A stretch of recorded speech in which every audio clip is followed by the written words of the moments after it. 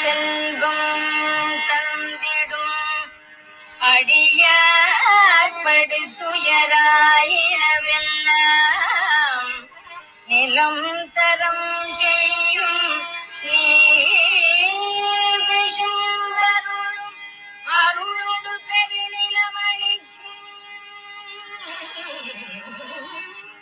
Unmute பண்ணது திரும்ப மியூட்லயே இருக்கு, நான் பேசிட்டு இருக்கேன். சரி, இன்றைக்கு கொஞ்சம் சீக்கிரம் வந்துட்டேன். அதனால இன்றைக்கு வந்து திருக்கண்ணங்குடி இல்லையா? ஆமா. பெரிய 9ஆம் பத்து 9ல 1 எடுத்துட்டேன். இன்றைய பாடல்கள் வந்து ரொம்ப எளிமையான பாடல்கள் தான். அப்புறம் எப்போதும் நமக்கு அந்த ஸ்ட்ரக்சர் போடுவார் இல்லையா, ஒரு டெம்ப்ளேட் யூஸ் பண்ணுவார்ல. ஒரு இப்போ இதில் வந்து 4 4 4 8 என்சீர்கழி 8 சீர் வச்சு பாடல் வந்து என்சீர்கழி நடிலடி ஆசிரியர் ஒருத்தமா அந்த மாடலில் எழுதியிருக்காரு போல. இதில் வந்து அந்த 4 வரி வந்து அந்த திருக்கண்ணங்குடியில் இருக்கும் இறைவனின் சிறப்பு, அடுத்த 4 வரி அவன் இருக்கும் திருக்கண்ணங்குடியின் சிறப்பு. திருக்கண்ணங்குடியில இருக்கக்கூடியவனுடைய சிறப்பு முதல் 4 வரி, அவன் இருக்கக்கூடிய திருக்குறுங்குடியினுடைய சிறப்பு, திருக்கண்ணங்குடியினுடைய சிறப்பு அடுத்த 4 வரி. இந்த டெம்ப்ளேட்லயே அவர் இந்த 10 பாடல்களை 9 பாடல்களை எழுதியிருக்கிறாரு. ஆகவே இந்த பாடல்ல இறைவனது பெருமையையும் ஊரினுடைய வனப்பையும் அழகையும் பார்க்கலாம். முதல் பாட்டிலேயே அவர் வந்து இறைவனுடைய அந்த இதை சொல்றார். அவனுடைய லீலா விபூதியினுடைய ஒரு துவக்க நிலையான அந்த இதுல படுத்திருக்கிறான் இல்லையா, அந்த கோலத்துல இருந்து ஆரம்பிக்கிறாரு. வங்கமா முன்னீர் வரிநிற பெரிய வாழ் அரவின் அணை மேவி சங்கம் ஆர் அம்கை தடமலர் உந்தி சாமமா மேனி என் தலைவன். தலைவன் வர்ணிக்கிறார். என் தலைவன் எப்படிப்பட்டவன் என்றால் வங்க மா முன்னீர். வங்கம் அப்படின்னா பெரிய கப்பல், கடலில் செல்லக்கூடிய பெரிய கப்பலுக்கு தமிழ்ல வங்கம் அப்படின்னு பேரு. வங்கம், கலிங்கம் இதெல்லாம் கப்பலுடைய பெயர்கள். ஒரிசாவுக்கும் இதுக்கும் பெங்காலுக்கும் இவங்க கப்பல் வழியாக பாதை கண்டுபிடித்து அதன் வழியாக போனதுனாலதான் அந்த இடங்களுக்கும் வங்கம் கலிங்கம்ங்கிற பேர்லாம் வச்சாங்க. ஸோ கலிங்கத்துக்கு செல்ற மாதிரி அந்த படகுக்கு பேர் கலிங்கம், வங்கத்துக்கு செல்ற வங்கம், பெரிய படகா இருந்தா வங்கம், இப்படி எல்லாம் பேர் வச்சிருக்காங்க. ஸோ வங்கம் என்றால் பெரிய கப்பல். அப்படி பெரிய கப்பல்கள் செல்லக்கூடிய பெரிய கடல், அதான் மா முன்னீர். முன்னீர் என்பது கடலுக்கு சொல்லப்படுகிற பெயர். ஆற்று நீர், ஊற்று நீர், மழை நீர் ஆகிய 3 நீர்களும் சேருமிடம் என்பதால் முன்னீர் எனப்படுகிறது. உலகம் தோன்றிய நாளிலிருந்து அனைத்து நாட்களிலும் அது தொடர்ந்து அந்த கடல் இருப்பதால் அது முன்னீர், பழைய நீர் என்ற பொருளிலும் அது சொல்லப்படுகிறது. அப்ப பெரிய கப்பல்கள் செல்லக்கூடிய விரிந்த கடலில் வரி வரி கமா நிற அப்படி வாசிக்கணும். அதை வரி வரி வரியாக இருக்கக்கூடிய, அதாவது அந்த ஸ்கின்ல இருக்கிற டெக்ஸ்டர் எப்படி இருக்கு அப்படி வரி வரியா இருக்கு. நிற நல்ல நிறம், பளபளப்பான அந்த நிறம் இருக்கிறது.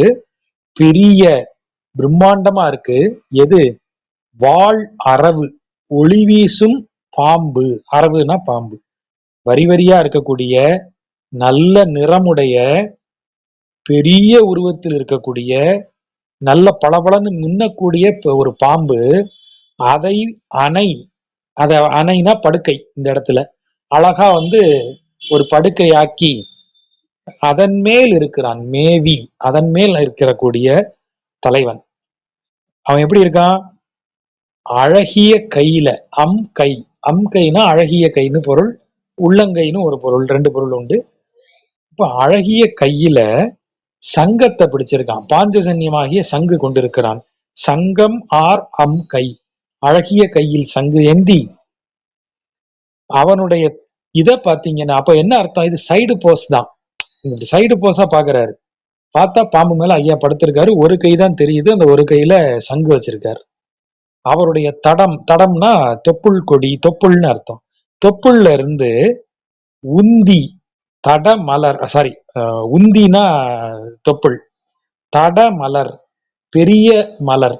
பெரிய மலர் எது? தாமரை. உந்தியிலிருந்து எழுந்த பெரிய மலர், தடமலர் உந்தி. உந்தினா இது தொப்புள், அதிலிருந்து அவருக்கு ஒரு பெரிய மலர் அப்படி மலர்ந்து இருக்கிறது. உடல் நிறம் பாத்தீங்கன்னா நீல நிற ஒளி அவன் உடம்புல அப்படி அப்படி இருக்கு.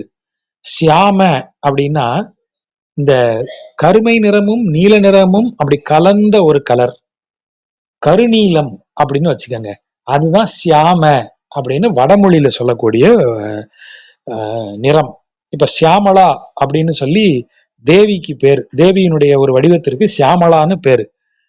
அந்த சியாமளா வந்து அவளுடைய இன்னொரு வடிவம் தான் மீனாட்சி. அதாவது சாக்தத்துல அவதான் வந்து ராஜராஜேஸ்வரியாக திரிபுர சுந்தரியாக விளங்கக்கூடியவள் பராசக்தி. அவதான் வந்து ராஜராஜேஸ்வரியாக அந்த மெயினா வீட்டில் இருக்கிறாள். அவளுக்கு அமைச்சு பணி செய்வதற்கு ராஜ மாதங்கி அப்படிங்கிற பெயர்ல ஒரு தேவதை இருக்கு, தேவி இருக்கா. ராஜமாதங்கி என்பவள் தான் மந்திரினி, மகா மந்திரினி என்று சொல்லப்படுபவள். அவ கலைகளில் சியாமளாவாகவும், சாமை நிறம், கருமை நிறம், நீலக்கருமை கொண்டவளாகவும், மந்திரி பணி செய்யும் போது அவ மீனாட்சியாகவும் இருக்கக்கூடியவள். அதனாலதான் அங்க ஆட்சி செய்யக்கூடிய பொறுப்புல அவ உட்கார்ந்துருப்பா. மகா மந்திரினின்னு பேர் அவளுக்கு, மீனாட்சிக்கு. இன்னொரு புறம் இருக்கக்கூடியவ தண்டநாயகி, அதாவது இவளுடைய படை தளபதி, சேனாதிபதி. அவதான் வந்து இடப்புறம் இருப்பா, வலப்புறம் ராஜமாதங்கி, அதாவது சியாமளா என்று சொல்லப்படுகிற ராஜமாதங்கி, இடப்புறம் தண்டநாயகியாகிய வாராகி. வாராகி தான் அவளுடைய படைகளுக்கு தலைவி, தளபதியே அவதான். இப்படித்தான் தேவி இருப்பா. இந்த இதுக்கு நம்ம எல்லாம் போனோம் இல்லையா, அந்த செம்பாக்கம் திரிபுர சுந்தரி கோயில், பாலா திரிபுர சுந்தரி கோயிலுக்கு அங்க மேல அதான் பார்த்தோம். இரண்டு புறமும் இவங்க ரெண்டு பேரும் இருப்பாங்க. அவளுக்கு சொல்லப்படுகிற பெயர் தான் அந்த சியாமளாங்கிறது. சியாமளான்னா சியாம நிறம் கொண்டவள். சியாம அப்படின்னா அந்த கருமை, நீலக்கருமை, கருநீலம். கரெக்டா சொல்றதா தான் நவாப்பழ நிறம் இருக்கு இல்லையா, அந்த நவாப்பழ நிறம் தான் சியாமன்னு சொல்லக்கூடியது. அப்படி நவாப்பழம் நிறம். நம்மாளு சியாம மாமேனி, அந்த நவாப்பழம் போல அந்த கலர்ல பெரும் உடல் உடையவனா இருக்கான். இந்த வடமொழியில சியாமங்கிறது தமிழ்ல சாமன்னு ஆயிருது, சாமமாமேனின்னு வந்துருது. அந்த சியாமங்கிற நிறம், அதை அவ்வளவு பெரிய உடலோடு அப்படி என் தலைவன் படுத்திருக்கான். அப்படி படுத்திருக்கிற தலைவன் எந்த ஊர்ல இருக்கான்? அங்கம் 6, வேதத்தினுடைய 6 அங்கங்கள். வேதத்தினுடைய 6 அங்கங்கள் அடிக்கடி நம்ம பேசுறோம், ஒவ்வொரு முறையும் ரெஃபரன்ஸ் சொல்றோங்கிறதுனால நான் இன்னைக்கு ஒரு சொல்வனம்ல வந்து வந்த ஒரு கட்டுரை அனுப்பியிருக்கேன். செம்பருதின்னு ஒருத்தர் எழுதியிருக்கிறாரு, ரொம்ப நல்லா எழுதியிருக்காரு. அதுல நல்லா எல்லா டீட்டெயிலும் கொடுத்திருக்காங்க. வேத அங்கங்கள் எதெல்லாம், அது ஒவ்வொன்றும் எதற்காக கொடுக்கப்பட்டு இருக்கிறது, உபவேதங்கள் 4 எதெல்லாம், அந்த வேதங்கள் எதை பற்றி பேசுகின்றன, ஒரு நல்ல கட்டுரை அது. நண்பர்கள் அதை வாசிச்சுக்கோங்க. அப்ப 6 வேதம் என்னன்னு தெரியும். ஐவகை வேள்வி நமக்கு ஏற்கனவே அதுவும் நம்ம பேசியிருக்கிறது தான். ஐவகை வேள்வி என்பது வந்து தேவ யஜ்யம், பூத யஜ்யம், பித்ரு யஜ்யம், மனுஷ்ய யஜ்யம்னு சொல்றது, மானுஷ்ய யஜ்யம்னு எழுதுவாங்க, பிரம்ம யஜ்யம் ஆகிய 5 வகையான யாகங்கள். அத ஒருத்தர் தினசரி செய்து வர வேண்டி இருக்கிறது. அப்புறம் 4 வேதங்கள், வேதங்களினுடைய பொருளை விளக்கக்கூடிய துணை நூல்கள், அதான் இதிகாசங்கள், புராணங்கள். இது எல்லாம் தான் கலை என்று சொல்லப்படுவது, அருங்கலை. வேதத்தினுடைய பொருளை விளக்குவதற்காக, வேதத்தின் பொருளை எளிமைப்படுத்தி நமக்கு சொல்வதற்காக உருவாகி வந்த இதிகாச புராணங்கள் தான் அருங்கலை என்று வைணவ உரையாசிரியர்களது கூற்று. எரி 3, மூவகை அக்னி நம்ம ஏற்கனவே தெரியும். இது ஆகாவனியம், அப்புறம் அதுல இருந்து கார்கபத்தியம், தட்சிணாக்னி, 3 வகை நெருப்பு ஒரு அந்தனர் வீட்டுல இருக்கும். இதை செங்கையால் வளர்க்கும். செங்கைனா செழுமையான கை அப்படிங்கிற ஒரு பொருள். இன்னொரு பொருள் என்ன, குற்றமற்ற கைகளால். அதாவது யாகம் செய்யறவன் குற்றமற்றவனாக இருக்க வேண்டும். அதனாலதான் எப்போதுமே ஒரு யாகத்துக்கு முன்னாடி அந்த யாகத்தை செய்யறவனுக்கு ஒரு சுத்தி பண்ணுவாங்க. இப்போ உதாரணமா பிராமணர்கள் வந்து அவர்களது நீத்தோருக்கு கடன் கொடுக்குறாங்க. நீத்தோர் கடன், அதாவது திவசம் பண்றாங்கன்னு வைங்க. திவசத்துக்கு அந்த அக்னி முன்னாடி உட்காந்து பித்ரு யஜ்யம் பண்ணணும். அப்படி பண்றதுக்கு முன்னாடி அவர்களது பூணூலை மாத்திருவாங்க. பழைய பூணூல் எது போட்டிருந்தாலும் சரிப்பா, முதல் நாள் ஆவணி ஆவட்டம் வந்து மறுநாள் இது வருதுன்னு வைங்க, திவசம் வருதுன்னு வைங்க, அந்த பழைய அந்த பூணலை புது பூணலா இருந்தாலும் அதை கழட்டிட்டு நீங்க வேற பூணல் தான் போடணும். அது எதற்காக அப்படின்னா, இதுவரைக்கும் நான் வந்து பின்பற்றிய ஒழுக்கங்களில் குறைவுகள் ஏதோ இருக்குமானால் அவற்றிலிருந்து எனக்கு ஒரு என்னை சுத்தப்படுத்துங்கள்னு சொல்லி அந்த குறைப்பட்டதுக்காக அந்த பூணலை கழட்டி வேற பூணலை போட்டுட்டு தான் செய்யறது. ஆகவேதான் அவர்கள் அதை செய்பவர்கள், யாகத்தை செய்பவர்கள் எந்த விதமான குறைகளும் இல்லாதவர்கள் அப்படின்னு சொல்வதற்காகத்தான் இங்க செழுங்கைங்கிறது தான் என்ற பொருள் இல்லாம செங்கை, செம்மையான கைங்கிற பொருள்ல வருது. செம்மையான கை, அதாவது தவறுகள் இல்லாத கரைபடாத கைன்னு நம்ம சொல்றோம் இல்லையா, அந்த பொருள்ல வருது. செங்கையால் வளர்க்கும், எதை வளர்க்கும்? எரிமூன்றும் செங்கையால் வளர்க்கும். துளக்கம், துளக்கம் என்றால் ஒரு ஐயம், குழப்பம், ஒரு டவுட் இருந்துகிட்டே இருக்கு, இது சரிதானா இல்லையான்னு ஒரு சந்தேகத்தோடயே ஒரு வேலையை செய்யறோம் இல்லையா, அதுக்கு பேர் தான் துளக்கம் அப்படின்னு சொல்றது. ஆனால் இந்த 6 அங்கங்கள், 6 அங்கங்களையும் கற்று 5 வேள்விகளை செய்து 4 வேதங்களை ஓதி அருங்கலைகளை பயின்று மூவெறி 3 நெருப்புகளை தொடர்ந்து தங்களது குற்றமற்ற கைகளால் வளர்த்து வரும் இந்த கண்ணபுரத்து ஊர்க்காரர்களுக்கு மனம் எப்படிப்பட்டது என்றால் துளக்கம் இல் மனத்தோர். திருக்கண்ணங்குடியில் இருக்கிறவர்களுக்கு மனதில் எந்த குழப்பமும் கிடையாது. 6 அங்கங்கள் வேதாங்கங்களை கற்றும் 5 விதமான வேள்விகளை செய்தும் 4 விதமான வேதங்களை சொல்லியும் அதை ஒட்டிய இதிகாச புராணங்களை கற்றும் மூவகை நெருப்பை எந்த குற்றமற்ற விதத்தில் வீட்டில் வளர்த்தும் மனதில் எந்த ஐயமும் இல்லாமல், எந்த ஐயம் இல்லை, யார் தெய்வம்ங்கிற ஐயம் அவர்களுக்கு இல்லை. அதான் துளக்கமில் மனத்தோர். ஐயம் இல்லை. அவங்க எது கடவுள் சார், டவுட்டே கிடையாது சார், திருக்கண்ணங்குடியில இருக்கிறவன் தான் கடவுள், அதனாலதான் நாங்க வந்து திருக்கண்ணங்குடியில இருக்கோம், கடவுள் இருக்கிற இடத்துலதான் நாங்க இருக்கோம், அவ்வளவு கிளியரா அவங்க சொல்லுவாங்களாம். ஆகவேதான் துளக்கமில் மனத்தோர் திருக்கண்ணங்குடியுள் நின்றானே அப்படின்னா என்ன அர்த்தம்? துளக்கமில் மனத்தோர் இருக்கும் திருக்கண்ணங்குடியுள் நின்றானே அப்படின்னு அதுக்கு பொருள்.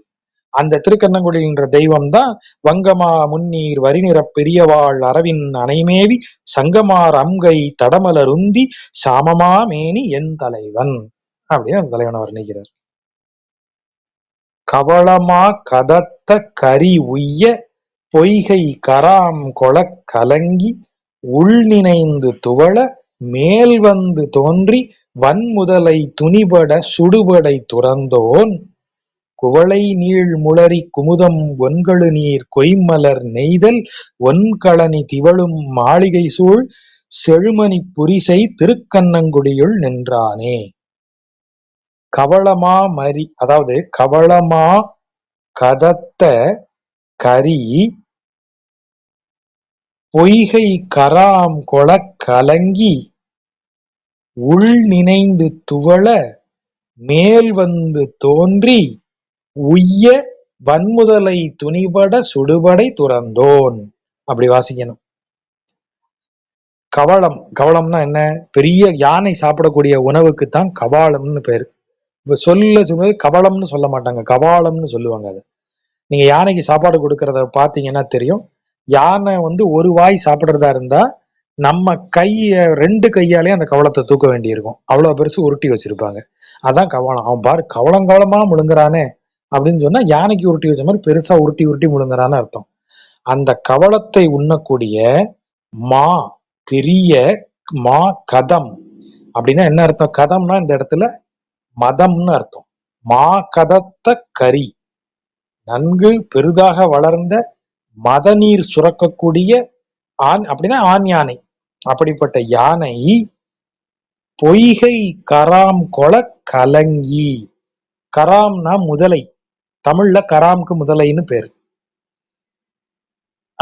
அதாவது சாரி மாத்தி சொல்லிட்டேன், தமிழ்ல முதலைக்கு கராம்னு பேரு.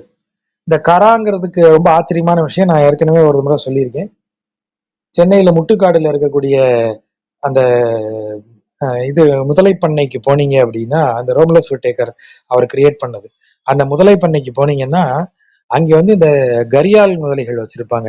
கேங்கீஸ் கரியால் எல்லாம் இருக்கும், நீண்ட வாயோட, ரம்பம் மாதிரி நீண்ட வாயோட வாயோட நுனி, அந்த மூக்கு நுனியில ஒரு பெரிய உருண்டை, இந்த டேபிள் வெயிட் வச்ச மாதிரி ஒரு உருண்டை இருக்கும். ஆண் முதலைக்கு மட்டும் அப்படி இருக்குமா கரியால்ல, பெண் முதலைக்கு அப்படி இருக்காது. முதலை நீளமா, வாய் ரொம்ப நீளமா இருக்கும் இல்லையா, அதான் கரியால் முதலைகள்ங்கிறது. அந்த மூக்கு நுனியில பெரிய உருண்டை மாதிரி இருக்கே, அதுக்கு பேரு கரா. வடமொழியில, நார்த் இந்தியால கரான்னு சொல்றது அது. தமிழ்ல பாருங்க கராம் அப்படின்னு அதுக்குன்னு சொல்றாங்க. அந்த பொய்கை கராம்னா அது முதலையை குறிக்கிற சொல் தமிழ்ல. பொய்கையில இருக்கிற முதலை வந்து கொலைனா பிடித்து கொள்ள, இது கலங்கி, எப்படி கலங்குது, உள் நினைந்து துவள, உள்ளுக்குள்ள நினைச்சு துவளுகிறது. துவளுகிறதுன்னா அப்படியே சோர்ந்து போகுது. தப்பிக்கணுங்கிற போராட்டம் கூட அது செய்யல, அவ்வளவு தூரம் சோர்ந்து போச்சு. அப்படி உள் என்ன அது துவளுகிறது, உள் நினைந்து ஏன் துவளணும்? இப்போ முதல்ல என் காலை பிடிச்சிருச்சுன்னா ஐயோ அம்மான்னு கத்தி கூப்பாடு போடுற, ஓகே. உள்ள அதை நினைச்சு உருகிறதுக்கு என்ன இருக்கு? முதல்ல என் காலை கடிச்சிருச்சுன்னு உள்ள நினைச்சு உருகிறதுக்கு என்ன இருக்கு அப்படின்னா, அதுக்குதான் அந்த பொருளை பார்க்கணும்.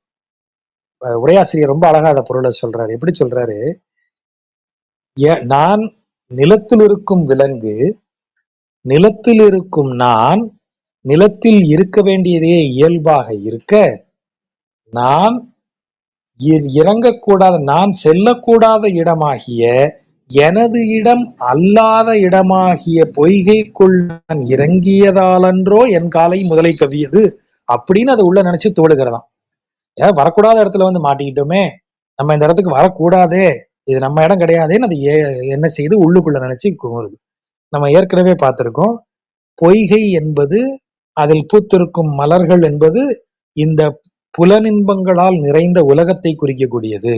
இந்த புலனின்பங்கள் எனும் உலகத்திற்குள் மாட்டிக்கொண்ட யானை இறைவனின் பக்தனாகவே இருந்தால் கூட அதுவும் இந்த உலக சிக்கலுக்குள்ள சிக்கிக்கும்.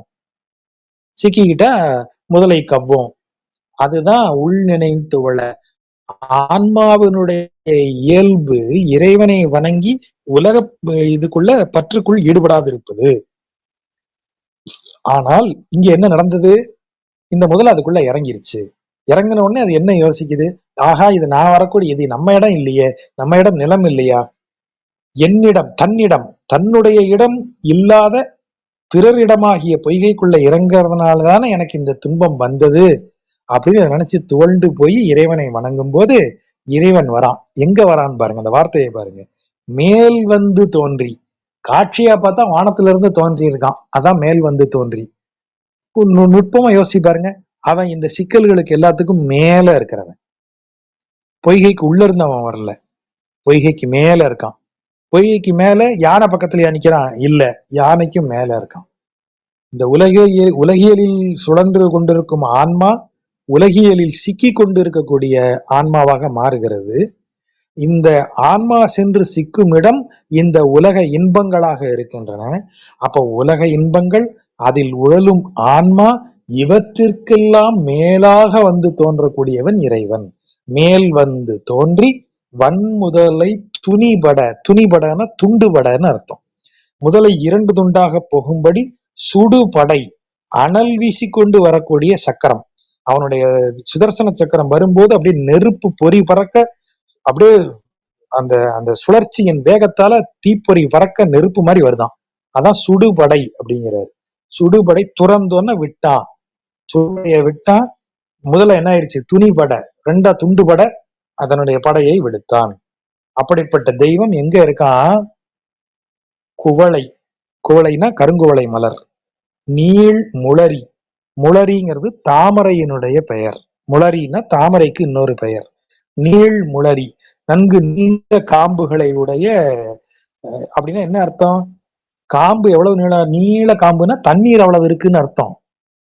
நீங்க தண்ணி எவ்வளவு உயரம் இருக்கோ அவ்வளவு உயரத்துக்கு காம்பு இருக்கணும். ஏன்னா பூ தண்ணிக்கு உள்ள பூக்காது, தண்ணிக்கு வெளியே தான் பூக்கும்.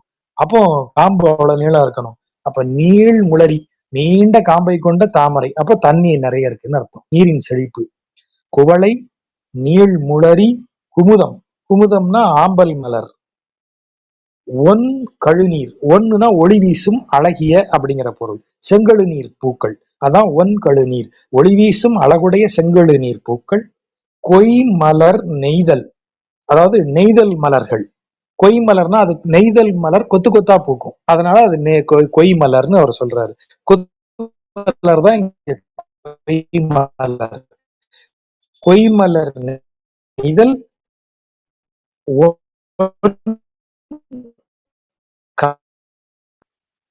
ஒண்ணு. அந்த கழனிங்கிறது அந்த இருக்காங்க அந்த நீர் இவ்வளவும் பூத்து குலுங்குது.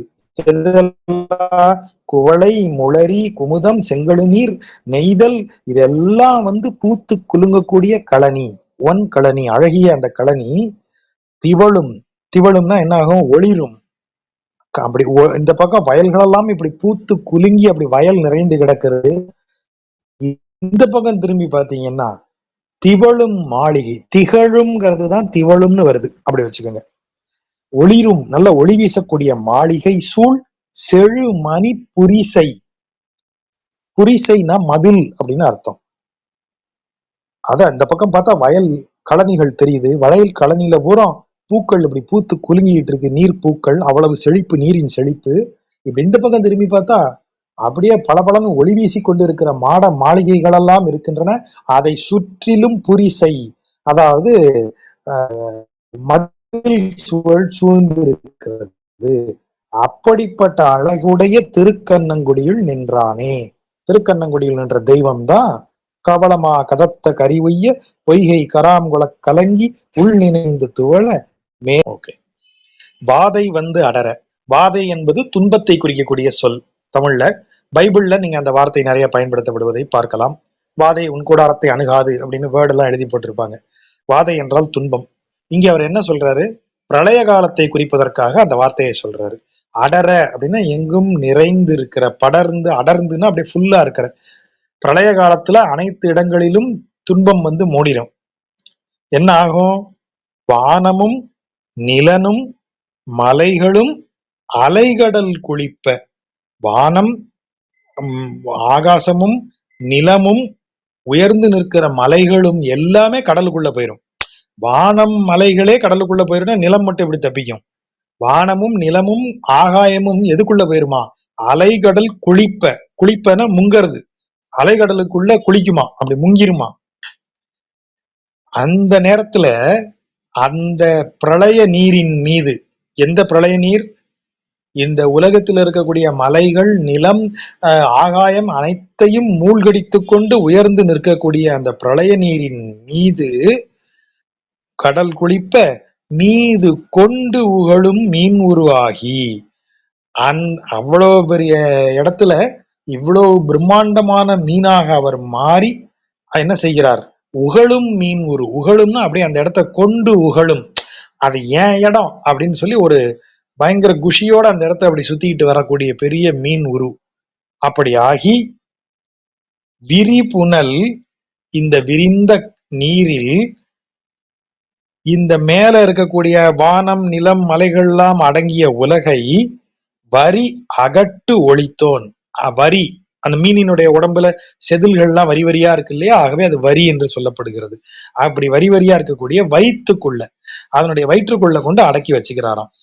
அந்த உலகம் எல்லாத்தையும் பெரிய மீன் வடிவாகி அந்த பிரளய நீரிலேயே வந்து இது அப்படி ரொம்ப இயல்பாக அந்த இடத்துல சுத்தி சுழன்று விளையாடி அப்படியே ஒரு உலக அனைத்தையும் எடுத்து தனக்குள்ள பத்திரமா வச்சுக்கிறார். ஒளித்தோன் அப்படின்னா உள்ள ஒளிச்சு வச்சுக்கிறான் அப்படின்னு அர்த்தம். அப்படிப்பட்டவன் அவன் எங்க இருக்கான்? போது அலர் புன்னை. போது என்றால் பூவினுடைய ஒரு பூ வந்து மொட்டிலிருந்து மொக்கிலிருந்து மலர்ந்து விரிந்து போகிற வரைக்கும் உண்டான வெவ்வேறு ஸ்டேஜஸ்க்கு வெவ்வேறு பேர் உண்டு தமிழ்ல. போது என்பது மொட்டு அவிழும் பருவத்தில் இருக்கக்கூடிய மலர். முழுவதுமாக விரியவும் இல்லை, முழு மொட்டாக மூடியும் இருக்கவில்லை. மூடிய மொட்டு லேசா திறக்குது, பூக்க போகுது. அந்த ஸ்டேஜுக்கு பேர் தான் போது. அந்த ஸ்டேஜ்ல தான் பூவினுடைய மனம் அபரிமிதமா இருக்கும். ஏன்னா பேக் அப்பதான் ஓப்பன் ஆகுது லைட்டா. சோ போது அலர்.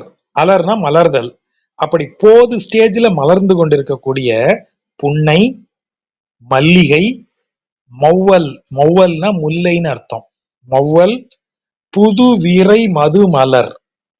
புதிதாக பூத்து, அத அந்த புது விரை மது மலர்னா அப்படி மலர்ந்து கொண்டு இருக்கக்கூடிய பருவத்தில் இருக்கக்கூடிய புன்னை பூக்கள், மல்லிகை பூக்கள், முல்லை பூக்கள் முதலான புதிதாக பூக்கும் விரை மலர், விரைனா வாசனைன்னு அர்த்தம் அந்த இடத்துல, மது மலர் வாசனையும் உள்ளுக்குள்ள தேனும் பொருந்திய மலர்கள். அது ஃப்ரெஷ்ஷா இருக்கு இல்லையா, இப்பதானே மொட்டையா வருது, அப்ப உள்ள தேன் இருக்குமே, ஆகவே மது மலர் அணைந்து அப்படிப்பட்ட மலர்களில் எல்லாம் வந்து அமர்ந்து சீத ஒன் தென்றல்.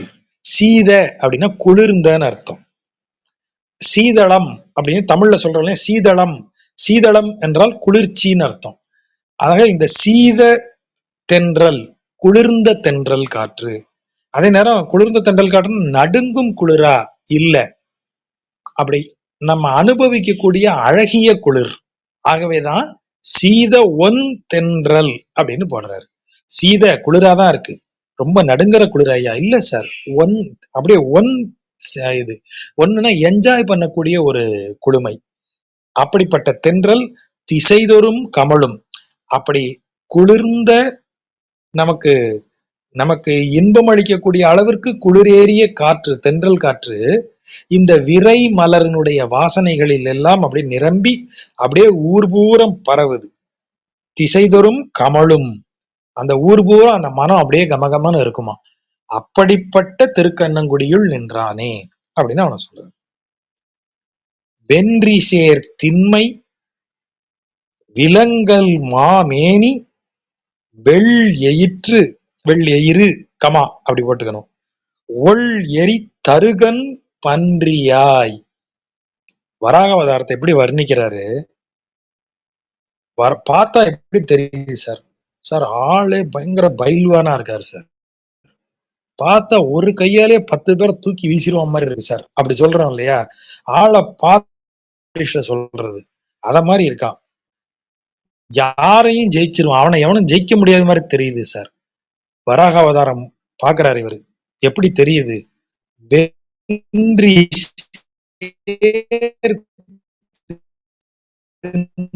மறுபடியும் பிரேக் ஆகுது. வெற்றி சேர ஜாஜா வரேன்.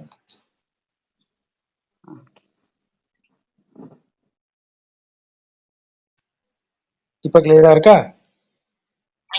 சரியா. ஓகே. வென்றி சேர் திண்மை அப்படின்னு சொல்லும்போது திண்மைங்கிற வார்த்தைக்கு நமக்கு வந்து வலிமைன்னு சொல்ற இடத்துல ஏன் திண்மைங்கிற வார்த்தையை போடுறாரு? இப்போ வெற்றியை தரக்கூடியது வலிமைன்னு தானே பாக்குறோம். திண்மைனா என்ன அப்படின்னா திறமையோடு கூடிய வலிமை அப்படின்னா திண்மைங்கிற வார்த்தை வரும். இப்போ ஒருத்தன்ட்ட வெறும் வலிமை மட்டும் இருந்ததுன்னா ரொம்ப தவறான காரியம் செய்யக்கூடியவன்ட்டையும் வலிமை இருக்கும். இப்போ துரியோதனன்ட்ட இல்லாத வலிமையா, ஹிரண்யன்ட்ட இல்லாத வலிமையா, ஹிரண்யகசிபுட்ட இல்லாத வலிமையா, இல்ல ராவணனையே யோசிச்சு பாருங்க. கம்பராமாயணத்துல ராமனுக்கு புகழ் எந்த அளவிற்கு ராமன் வீரத்திற்கு புகழ் கம்பன் பாடுறானோ அதே புகழ் அவன் ராவணன் வீரத்துக்கும் பாடுறான். அப்பேற்பட்ட வீரன் அவன், அவ்வளவு வலிமை உடையவன். ஆனா அவன்கிட்ட இல்லாம போனது என்ன? திண்மை. அத்திறமையோடு பயன்படுத்தக்கூடிய வலிமை, நல்ல காரியத்துக்கு பயன்படுத்துற அவன் வலிமைய இல்ல. அப்ப திண்மை என்பது தனது திறனறிந்து வலிமையை பயன்படுத்தக்கூடிய நுட்பம், அது உடையவர்கள் திண்மை உடையோர். இப்போ மனத்திண்மைங்கிற வார்த்தை தான் சொல்லுவாங்க. இப்ப முன்னாடி எழுதும்போது மனத்திற்மான அந்த வார்த்தைக்கு இன்னொரு டக்குன்னு மறந்து போச்சு. மனோதிடம். மனோதிடம், மனோதிடம் உடையவர்கள். திடம்ங்கிறது இந்த வார்த்தையிலிருந்து திண்மையினுடைய வார்த்தை தான் திடம் அப்படின்னு வரக்கூடியது, உறுதி கொண்ட அப்படின்னு அர்த்தம். அப்போ மன திண்மை அப்படின்னு சொல்ற வார்த்தையை பயன்படுத்துறாங்க. திண்மை என்பது ஒரு பொருளறிந்து நமது வலிமையை பயன்படுத்தக்கூடிய அறிவை குறிக்கக்கூடியது. அதுதான் வெற்றியை தேடித்தரும். அப்படி வெற்றியை தேடித்தரும்ங்கிறது கூட இல்ல, வெற்றி வந்து சேரக்கூடிய அளவிற்கு திண்மை படைத்த உருவம். உடம்ப பாத்தீங்கன்னா மலை போல இருக்கு. விலங்கல் என்றால் மலைன்னு அர்த்தம். விலங்கல் மாமேனி, பெரிய மலை போன்ற உருவம். வெள் எயிறு, எயிறுனா பல். இப்ப நம் தமிழ்ல எயிறுன்னு சொல்லும்போது அதுக்கு என்ன பொருள்? வாய்க்கு வெளியே வந்திருக்கிற பல்லுக்கு எயிறுன்னு பேரு. தேற்றை பல் அப்படின்னு அதை சொல்லக்கூடியது, வளைந்த தேற்றை பல். 2 விலங்குகளுக்கு வாய்க்கு வெளியே பல்லு வரும். ஒன்னு பன்றி, இன்னொன்று யானை. யானைக்கு வரக்கூடிய தந்தம் அதனுடைய பல்லினுடைய நீட்சி தான். அதே மாதிரி பன்றிக்கும் பல்லினுடைய நீட்சி தான் வாய்க்கு வெளியே வரும். அதனால எயிருன்னு சொல்லும்போது வாய்க்கு வெளியே வளரக்கூடிய பற்கள் அப்படின்னு வச்சுக்கோம். எயிறு அப்படியே வெண்மை நிறத்துல மின்னக்கூடிய பற்கள் அப்படி வெளியில வந்திருக்கு. கண்ணை பார்த்தா நெருப்பு கங்கு மாதிரி அப்படியே ஒளி வீசிட்டு இருக்கு. ஒள் எரி தரு கண், கோபத்துல அப்படி கனகனன்னு மின்னுது. ஏன்னா பூமாதேவி துயரத்துல இருந்து புலம்புறா, என்னைய காப்பாற்றுவார் இல்லையான்னு. அதை கேட்டு வராகத்திற்கு கடும் கோபமடைந்து வராகம் அப்படி வருது. அப்படி வரும்போது அதனுடைய உருவம் பெரிய மாமலை போல் மேனி, அப்படியே பார்த்தாலே வெற்றி சேரக்கூடிய அளவிற்கு உடல் வலிமை, பல்லு அப்படியே வெள்ளை வெளையர்னு மின்னக்கூடிய பற்களோடு, கண்களில் நெருப்பு பொறி பறக்க, ஒள்னா ஒளி, எரி ஒளி, நெருப்பு எரிவதால் ஏற்படும் ஒளி. அதனாலதான் அது வரைக்கும் இதுக்கு முன்னாடி எல்லாம் போடும்போது என்ன சொன்னா பாருங்க, சீத ஒன் தென்றல், அதுக்கு முன்னாடி ஒன் கழுநீர் ஒன் களனீன்லாம் போட்டோமே. இங்க வரும்போது அது என்ன ஆயிருது, ஒள் எரி தருகன். இந்த ஒளி என்பது நெருப்பினால் வரக்கூடியது. கண்ணுல ஏது நெருப்புனா, கண்ணுல கோபாக்னி அப்படின்னு சொல்றது. கண்ணுல கோபமே நெருப்பு போல் எரிகிறது. அந்த கண்ணில் எரியும் கோபத்தீயால் அந்த ஒளி பிறக்கிறது. ஆகவேதான் அந்த ஒளிக்கு எரி அப்படின்னு வார்த்தைய பின்னாடி சேர்க்கிறாரு. ஒள் எரி, அப்படி எரியக்கூடிய தருகண்ணுன்னா அப்படியே விழித்து இருக்கிற கண். அப்படி கண் அப்படி விரிச்சு வச்சிருக்காரு, முட்டை கண்ணு மாதிரி இப்படி விரிச்சு வச்சிருக்காரு கோபத்துல. அப்படிப்பட்ட பன்றியாய் அன்றுதான் அந்த அவதாரத்தின் போது பார்மகள் யாரு, பூமாதேவி. அவள் பயலை தீர்த்தவன். பயலைனா பசலைதான் பயலைன்னு வருது. பசலை நோய் என்பது தலைவனை பிரிந்திருக்கும் தலைவிக்கு ஏற்படுவது. அப்ப அந்த நோயை தீர்ப்பதற்கு மருந்து என்ன, தலைவன் அணைத்து கொண்டால் தலைவியினுடைய பசலை நோய் தீர்ந்துரும். இப்போ பூமாதேவி தனது கணவனாகிய நாராயணனை விட்டு பிரிந்து விட்டாள். அப்போ அவ அங்கிருந்து தனது கணவனை நினைத்து தலைவனை நினைத்து ஏங்கி அவளுக்கு பசலை நோய் வந்துருதான். அப்போ நாராயணன் வராக வடிவமாக போய் அவளை அப்படி தூக்குறார். தூக்கும்போது என்ன செய்யறாரு, லக்ஷ்மி வராகன் அவளை அணைச்சு தூக்குறாரு. அதுதான் திருவிடந்தையில போய் நீங்க பார்க்கணும்னு சொன்னேன். திருவிடந்தை போனீங்கன்னா ஈவினிங்கா போங்கன்னு சொல்லியிருப்பேன். காலையில போனீங்கன்னா ஏகப்பட்ட கூட்டம் இருக்கும், இந்த மாலை மாத்திர கூட்டம். அங்க கல்யாணம், நித்திய கல்யாண பெருமாள்னு சொன்னதுனால கல்யாணம் பண்ணவங்க, கல்யாணம் ஆகணும்னு நினைக்கிறவங்க எல்லாரும் அங்க மாலை மாத்திட்டு இருப்பாங்க. நீங்க போனீங்கன்னா கூட ஒரு மாலையோட யாராவது கிடைச்சாலும் வாய்ப்பு இருக்கு. அந்த அளவுக்கு அங்க ஒரு கூட்டம் இருக்கும். அதனால ஒரு 3 மணிக்கு மேல போனீங்கன்னா ஈவினிங் 4 மணிக்கு திறந்துடுறாங்க. பெருமாள் ஏகாந்தமா தனியா இருப்பார். ஒரு பிரச்சனையும் இல்லாம ஃப்ரீயா அவரை பார்த்துட்டு வரலாம். மாலை நேரத்துல போனீங்கன்னா அங்க பாருங்க, அவரை கொஞ்ச நேரம் நின்னு பாருங்க. அவர் அப்புறம் பிரகாரத்துக்கு வந்தீங்கன்னா, பிரகாரத்துல இருக்கிற வெளியில உள்ள நுழையும் போதே ஒரு புல்வெளியோட கூடிய ஒரு மண்டபம், அந்த இதெல்லாம் இருக்கும். அந்த கொடிமரத்துக்கு முன்னாடி ஒரு சின்ன மண்டபம் மாதிரி இருக்கும் வலது பக்கம். அங்க இருக்கக்கூடிய தூண்ல அந்த உள்ள இருக்கிற மூலவரனுடைய சிற்பம் செதுக்கப்பட்டிருக்கும், புடைப்பு சிற்பமா. உள்ள ஆடை கவசம் எல்லாம் அணிவித்ததுனால நமக்கு முகமும் தாயார் முகமும் தான் தெரியும், பாதமும் தெரியும், வேற ஒண்ணும் தெரியாது. இந்த தூண்ல நீங்க பாத்தீங்கன்னா தெரியும், அவளுடைய இடுப்போட சேர்த்து கைய வச்சு அப்படி அணைத்து பிடிச்சிருப்பாரு ஒரு கையால. அதை பார்த்தாலே தெரியும், அந்த கையை அவளை அணைச்சிருக்கிற விதத்திலேயே தெரியும். தாயார் முகத்துல அப்படி ஒரு சின்ன வெட்கம், கணவனோட கையிலேறி உட்கார்ந்துருக்கல, அப்படி ஒரு சின்ன வெட்கத்தோட அப்படி உட்கார்ந்து இருக்கிறத பார்க்கலாம். அது தாயாருக்கு தனது கணவரோடு திரும்ப சேரக்கூடிய மகிழ்ச்சி. அப்போ அந்த மகிழ்ச்சி வந்தோடனே பசலை நோய் போயிடும். அததான் அவர் இங்க சொல்றாரு. வென்றி சேர் திண்மை விலங்கல் மாமேனி வெள்ளையிற்று ஒள்ளெரி தருகன் பன்றியாய் அன்று பார்மகள் பயலை தீர்த்தவன். அப்படிப்பட்ட தெய்வம் எங்க இருக்கான், பஞ்சவர் 5 பேர் பாண்டவர்கள். பாகன் தேர்ப்பாகன், பாகன்னா வண்டி ஓட்டின்னு அர்த்தம், தேர் ஓட்டுனா அவன் தேர்ப்பாகன். ஆகவே அவன் பஞ்சவர் 5 பேருக்கும் பாகனாக, 5 பேருக்கும் இதாக வண்டி ஓட்டியாக இருந்தவன். ஒன்று அலா உருவத்து உலப்பு இல் பல்காலத்து உயர்கொடி ஒளிவளர் மதியம் சென்று சேர் சென்னி சிகர நல்மாட திருக்கண்ணங்குடியில் நின்றானே. திருக்கண்ணங்குடியில நல்ல உயர்ந்து ஓங்கிய சிகரம் போன்று மாடங்களை கொண்ட மாளிகைகள் இருக்கின்றன.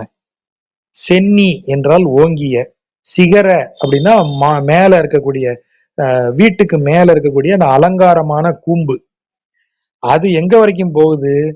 அந்த சிகரம் மாடம், நல் மாடம், மாடத்தின் மேல் இருக்கக்கூடிய ஒரு கூம்பு வடிவம் அப்படி மாதிரி இருக்கு அந்த வீடு. அத ஓங்கி உயர்ந்து வளர்ந்திருக்கிறது. அந்த கூரைக்கு மேல அந்த இதுல வந்து கீழே இருந்து கொடிய வளர்த்து அது மேல அப்படி படர விட்டுருக்காங்க. அந்த கொடி எப்படி படர்ந்திருக்கு என்றால், அந்த கொடிக்கு இதுதான் உருவம்னு சொல்ல முடியல, பல இடங்கள்லயும் அந்த கொடி பறந்து அப்படி வந்திருக்கு.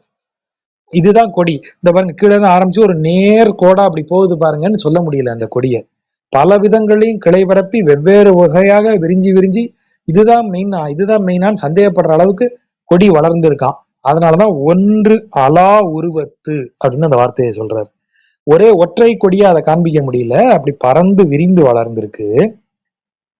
எவ்வளவு நாள் ஆயிருக்கு சார்? சார் தெரியல சார், எப்ப எங்க தாத்தா காலத்துல இருந்து இருக்குன்னு சொல்றாங்க சார். அந்த மாதிரி உலப்பியில் பல்காலத்து, உலப்பு என்றால் முடிவு, உலப்பியில் முடிவிலி, காலத்தை சொல்லவே முடியல. அப்படி சொல்ல முடியாத காலத்திலிருந்து வளர்ந்து வந்த உயர் கொடி வளர்ந்து எங்க அந்த சிகரத்தின் மீது, மாடங்களின் மீதெல்லாம் ஏறி, அந்த வீட்டுக்கு மேல இருக்கிற சிகரத்தின் மேல ஏறி ஒளிவளர் மதியம், மதியம் என்றால் நிலவு, நிலவுல இருக்க நிலவை போய் டச் பண்ணுதான் அந்த கொடி. அப்படிப்பட்ட கொடிகள்லாம் வளர்ந்திருக்கான். அவ்வளவு செழிப்பு மிக்க திருக்கண்ணங்குடியில இருக்கானாம் இறைவன். மன்னவன் பெரிய வேள்வியில் குரல் ஆய். மன்னவன் யாரு? இவரு நம்ம மகாபலி சக்கரவர்த்தி. அவர் செய்த பெரிய வேள்வியில குரலாய், குரல்னா குறுகிய வடிவமுடையவனாய், மூவடி நீரோடும் கொண்டு, நீரோடும்னா நீர் தத்தம் பண்ணி கொடுக்கறதுன்னு பேரு. தண்ணி ஊத்தி அந்த தண்ணி சாட்சியாக ப்ராமிஸ் பண்ணி தருவாங்க கையில. ஆகவேதான் அந்த நீரை வாங்கிக்கிறான். எதுக்கு அந்த நீரை வாங்கி என்ன வாங்கினா? மூவடி, 3 அடி நிலங்குடுன்னு நீர் வார்த்து மன்னவனாகிய மாவலியிடம் இவன் வாக்கு வாங்கினான். வாங்கிட்டு என்ன செஞ்சான்? பின்னும் 7 உலகும் ஈரடியாக, மேலுலகம் கீழுலகம் எல்லாத்தையுமே 2 அடியில அளந்துட்டான். 3 அடி நிலம் கேட்டவன் 2 அடியில எல்லாத்தையும் அளந்துட்டான். இனி 3வது கொடுக்க இடம் கிடையாது மகாபலிட்ட. மேலுலகம் 7, கீழுலகம் 7ன்னு அவன் 14 உலகங்களையும் ஆட்சி செய்தான். பூமியில காலை வச்சு பூமிக்கு கீழே இருக்கிற 7 பூமி உட்பட பூமிக்கு கீழே இருக்கிற 7 உலகத்தையும் ஒரு அடியால் அளந்தவன் இன்னொரு அடியால பூமிக்கு மேல இருக்கிற 7 உலகத்தையும் அளந்துட்டான், விண்ணுலகம் எல்லாத்தையும். ஆகவேதான் ஈரடியால் 7 உலகம், 14 உலகத்தையும் அளந்தாச்சு. இனிமே காலை 3வது அடி எங்க கொண்டு வைக்க? அதனாலதான் இந்த வார்த்தையை சொல்றாரு. பின்னும் 7 உலகும் ஈரடியாக பெருந்திசை அடங்கிட. பெருந்திசை என்ன? 4 திசைகள் நமக்கு தெரியும். பெருந்திசைனா மேலும் கீழும் திசைன்னு வச்சுக்கணும். 4 பக்கம் திசை, அப்ப மேலும் கீழும் இல்லையா? அந்த மேலும் கீழும் எல்லாத்தையும் சேர்த்தா அது பெருந்திசை. அது எல்லாம் அடங்கிட நிமிர்ந்தோன், அத்தனையும் அளந்தவன் அவன். அப்படிப்பட்டவன் எங்க இருக்கான்? அன்னம் மென் கமலத்து அணிமலர் பீடத்து. மென் கமலம் அதாவது நல்ல மெல்லிய தாமரை. அதாவது அது என்னன்னா, அன்னப்பறவை தாமரையில் அப்படி உட்காருது போய், அப்படி உட்கார்ற தாமரை மென் தாமரையான்னு பாக்குது. ஏன்னா உட்காரணும்ல, குஷன் மாதிரி இருக்கணும்ல. ஆகவே அந்த தாமரை மெல்லிய தாமரையா இருக்கான்னு பாக்குது. ஆகவேதான் மென் தாமரையில் அமரும் அன்னம்னு சொல்றாரு. அன்னம் மென் கமலத்து அணிமலர் பீடத்து. அப்படி பூக்களால் அலங்கரிக்கப்பட்ட மாதிரி இருக்கக்கூடிய ஒரு அழகிய, ஏன்னா சுத்தி பிற தாமரை பூக்கள் இருக்கு, நடுவுல இந்த தாமரை பூ ரொம்ப சாஃப்டா இருக்குப்பா, உட்கார நல்லா இருக்கும் அப்படின்னு அதுல போய் செலக்ட் பண்ணி உட்காருது. அப்போ தாமரை எதுல பூத்திருக்கும்? தண்ணியில பூத்திருக்கும். அலை புனல் இலை குடை நீழல், தாமரையோட சேர்ந்து இலையும் உயரத்துல இப்படி ஆடிட்டு இருக்கும். நீங்க பாத்தீங்கன்னா தெரியும். இவர் எந்த அன்னப்பறவை எப்படி பூவை செலக்ட் பண்ணியிருக்கு, மென்மையான பூவை செலக்ட் பண்ணியிருக்கு. கூடவே அந்த பூ பக்கத்துல ஒரு இலை, 2 நல்ல உயர்ந்து வளர்ந்த இலை இருக்கு. சோ இப்ப பூவுல இது ஏறி உட்கார்ந்தா வெயில் படாம அந்த இலை குடை பிடிச்ச மாதிரி இருக்கும். அலைப்புணல் இலை குடை நீழல், நீழல்னா நிழல். அது எங்க நடக்குது, வயல்ல பூத்து இருக்கு அப்படி. ஏன்னா வயல்லயே அவ்வளவு தண்ணி இருக்கிறதுனால நெல் வளர்ந்து அதோட தாமரையும் வளர்ந்து அவ்வளவு செழிப்பா இருக்கிற ஊர் அது. பக்கத்திலேயே நெல்லு முளைச்சி கதிர் இப்படி சாஞ்சி இருக்கு. அது பார்த்தா கவரி வீசுற மாதிரி இருக்கான். நீங்க பாத்தீங்கன்னா தெரியும், இந்த மன்னர்களுக்கு பக்கத்துல சைட்ல 2 பேரும் இப்படி வீசிக்கிட்டே இருப்பாங்க, அது பேர் கவரி வீசுதல்னு பேரு. அந்த கவரி இப்படி வளைஞ்சு இப்படி தொங்கிட்டு இருக்கும் இல்லையா, அந்த அதுல இருக்கிற அந்த அந்த பிரஷி பார்ட், அதுதான் நெல் அதே மாதிரி இருக்குங்கிறதுனால செந்நெல் கவரி வீச கவரி அசைய வீற்றிருக்கும் யார அன்னம். ஒரு அரசனுக்கு உண்டானதான் இதெல்லாம். அரசன் இப்படி சிங்காதனத்துல அமர்ந்திருப்பான், வெண்கொற்ற கொடை அவனுக்கு பிடித்திருப்பார்கள், இருபுறமும் அவனுக்கு கவரி வீசுவார்கள்.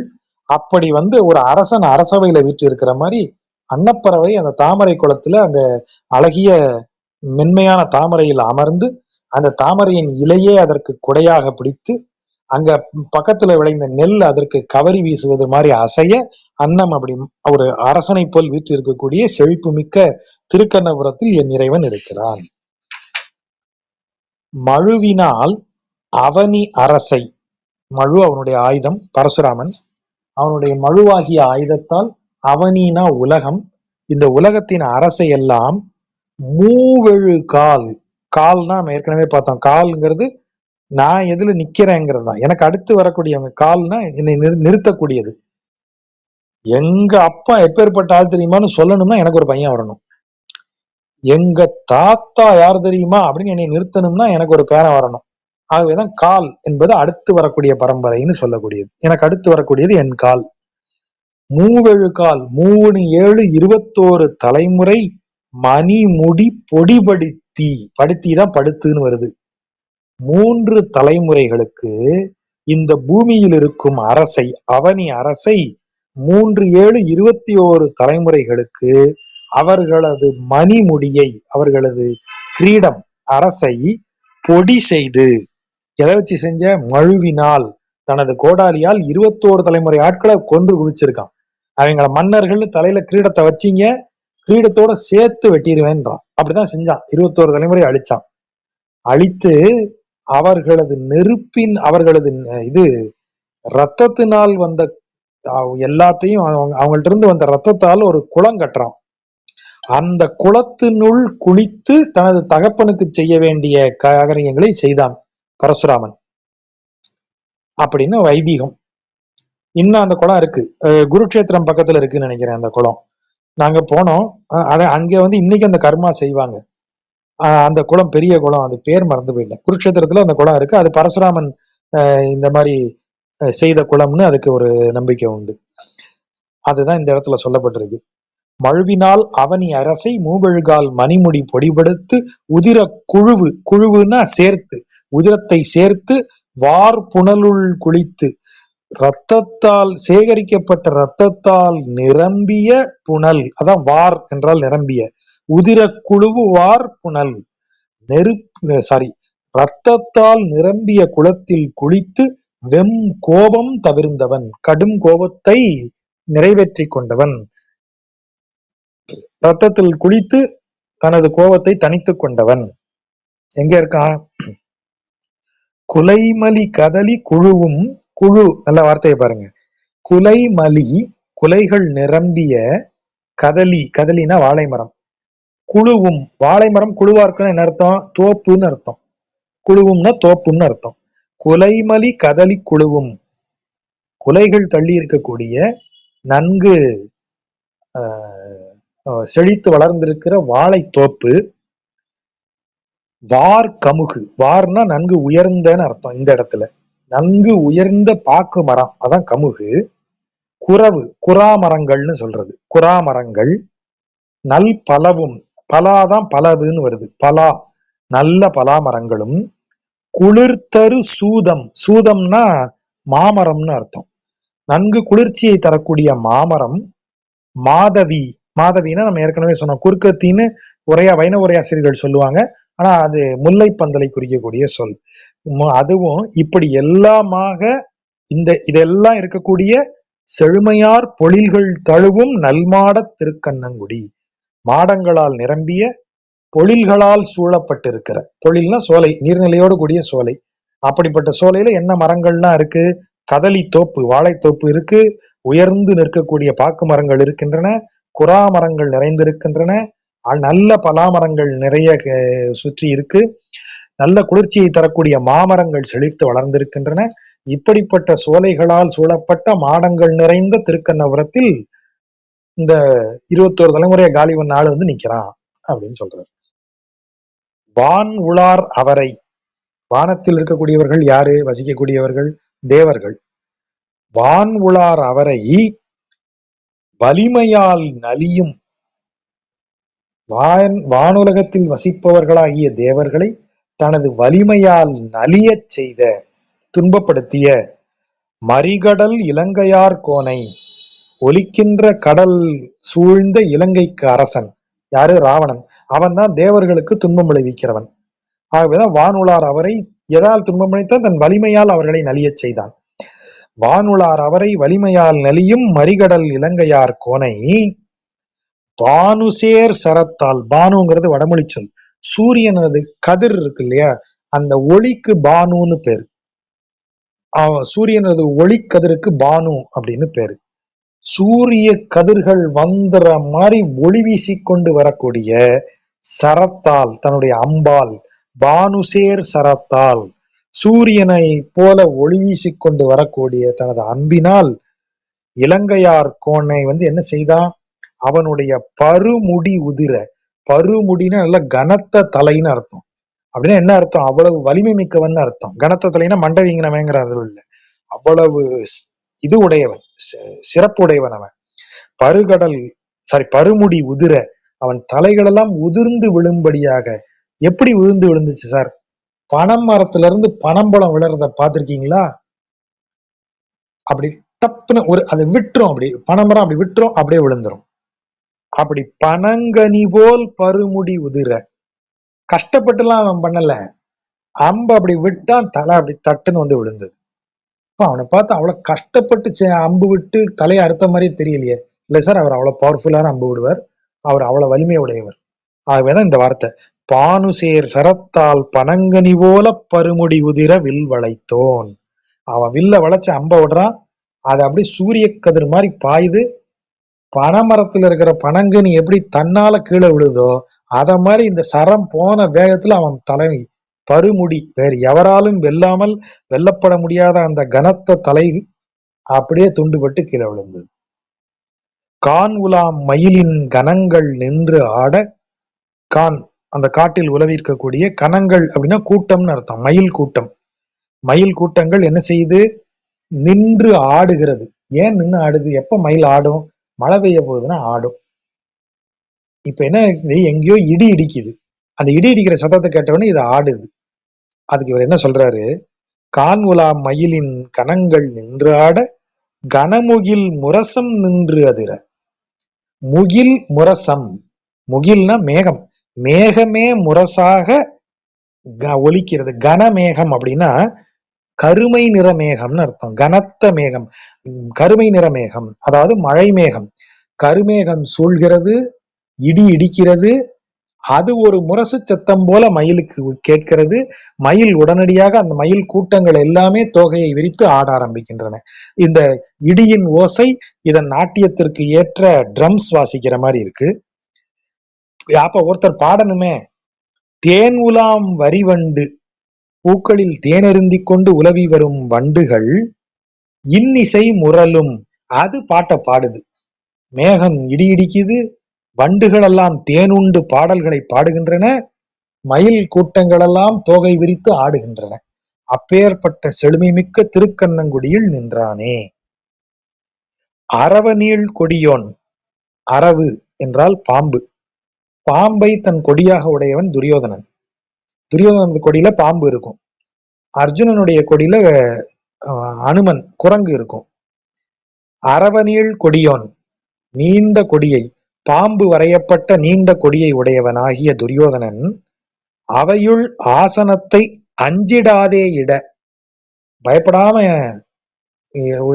ஒரு ஆசனத்தை போடுறான். நம்ம ஏற்கனவே சொன்னோம் இல்லையா, கிருஷ்ணர் வந்து தூது வராரு. தூது வரும்போது துரியோதனன் ஒரு பிளான் பண்றான். இவரை வந்து இவர் இருந்தாருன்னா வம்புதான், இவரை எப்படியாவது தூக்கிட்டோம்னா இவங்களுக்கு பாண்டவர்கள் இப்பவே போர்ல தோத்தவங்க, ஆகவே தூதுவரை ஒன்றும் செய்யக்கூடாதுங்கிறது நியதி. எதுவும் செய்யக்கூடாது, குருவை தூதுவனை தண்டிக்க கூடாது. ஆகவே இவரை ஒன்றும் செய்யக்கூடாதுங்கிற முறையை அவன் மீறுறான். என்ன பிளான் பண்றான், இவருக்கு ஒரு ஆசனத்தை ஏற்பாடு பண்றான். அந்த ஆசனத்துக்கு மேல இருக்கிற தரை வந்து லேசா ஒரு வெயிட் இல்லாத தரைய அப்படி ரெடி பண்றான். கீழே பெரிய பள்ளம், அந்த பள்ளத்துக்குள்ள பெரிய பெரிய மல்யுத்த வீரர்களை ஆயுதங்களோட நிறுத்தியிருக்கான். பிளான் என்ன, கிருஷ்ணரை கூப்பிட்டு அந்த ஐயா உட்காருங்க, அந்த வரைக்கும் பாருங்க உங்க சேர், அங்க போய் உட்காருங்கன்னு சொல்லணும். கிருஷ்ணர் போய் இப்படி உட்காருவாரு. உட்கார்ந்தோடனே அவர் வெயிட் தாங்காம அந்த தரை உடஞ்சி அப்படியே நேர பள்ளத்துக்குள்ள விழுந்துருவாரு. அவர் விழுந்த உடனே அங்க இருக்கிறவங்க அப்படியே மடக்கி பிடிச்சு ஆளை காலி பண்ணிடணும். இதுதான் பிளான்.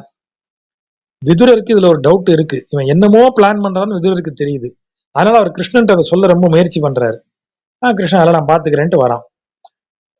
அவர் உட்கார்ந்து அந்த தரை அதிர்ற செகண்ட்ல இவர் விழுந்துருவாருன்னு நினைக்கும் போது கிருஷ்ணன் பேருருவாக எழுந்து நிற்கிறார். அதான் விஸ்வரூபம். அதை பார்த்து எல்லாரும் பயந்து கண்ணை மூடிக்கிறாங்க. விதுரர் தான் அந்த ஒளி வீசும் உருவத்தை காண்கிறார். கர்ணன், விதுரன், அர்ஜுனன் ஆகிய 3 பேருக்கு அவர் விஸ்வரூபத்தை காட்டியிருக்காரு. மத்த எல்லாரும் பயந்து கண்ணை மூடிடுறாங்க. திடீர்னு பெருவுருவமா அவர் மலராறாங்கிறவனே கண்ணை மூடிடுறாங்க. ஆனா அது விஸ்வரூப தரிசனம்னு உணர்ந்து பாக்குறது விதுரர் தான். அது அவையில நடந்த கதை. அததான் அவர் இங்க சொல்றாரு. இவங்க கௌரவர் சபையில் நடந்த அந்த நிகழ்ச்சியை இங்க சொல்றாரு. அரவநீள் கொடியோன் அவையுள் ஆசனத்தை அஞ்சிடாதே. எதற்கு அஞ்சல், அவன் பழிபாவத்துக்கு அஞ்சல்ல, தூதுவனை கொல்லக்கூடாதுங்கிறது ஒரு நியதி, அதற்கு அஞ்சவில்லை அவன். அதுல பாவம் சேருமேன்னு யோசிக்கல. கிருஷ்ணன் இவன் குருவாக மதிக்கக்கூடிய பலராமரின் தம்பி, அதையும் அவன் அதற்கும் அந்த சொந்த குருவின் தம்பியை நம்ம அப்படி செய்யறோமேங்கிற அச்சமும் அவனுக்கு இல்லை. அவனுடைய சிற்றன்னையினுடைய மருமக அவன், குந்தியினுடைய மருமக அவன். குந்தி அவனுக்கு அத்தை முறை. குந்தி இவனுக்கு யாரு, இவனுக்கு பெரியம்மா இல்லையா, இவனுக்கு பெரியம்மா. துரியோதனனுக்கு பெரியம்மா தானே? பெரியம்மான்னு தான் நினைக்கிறேன்.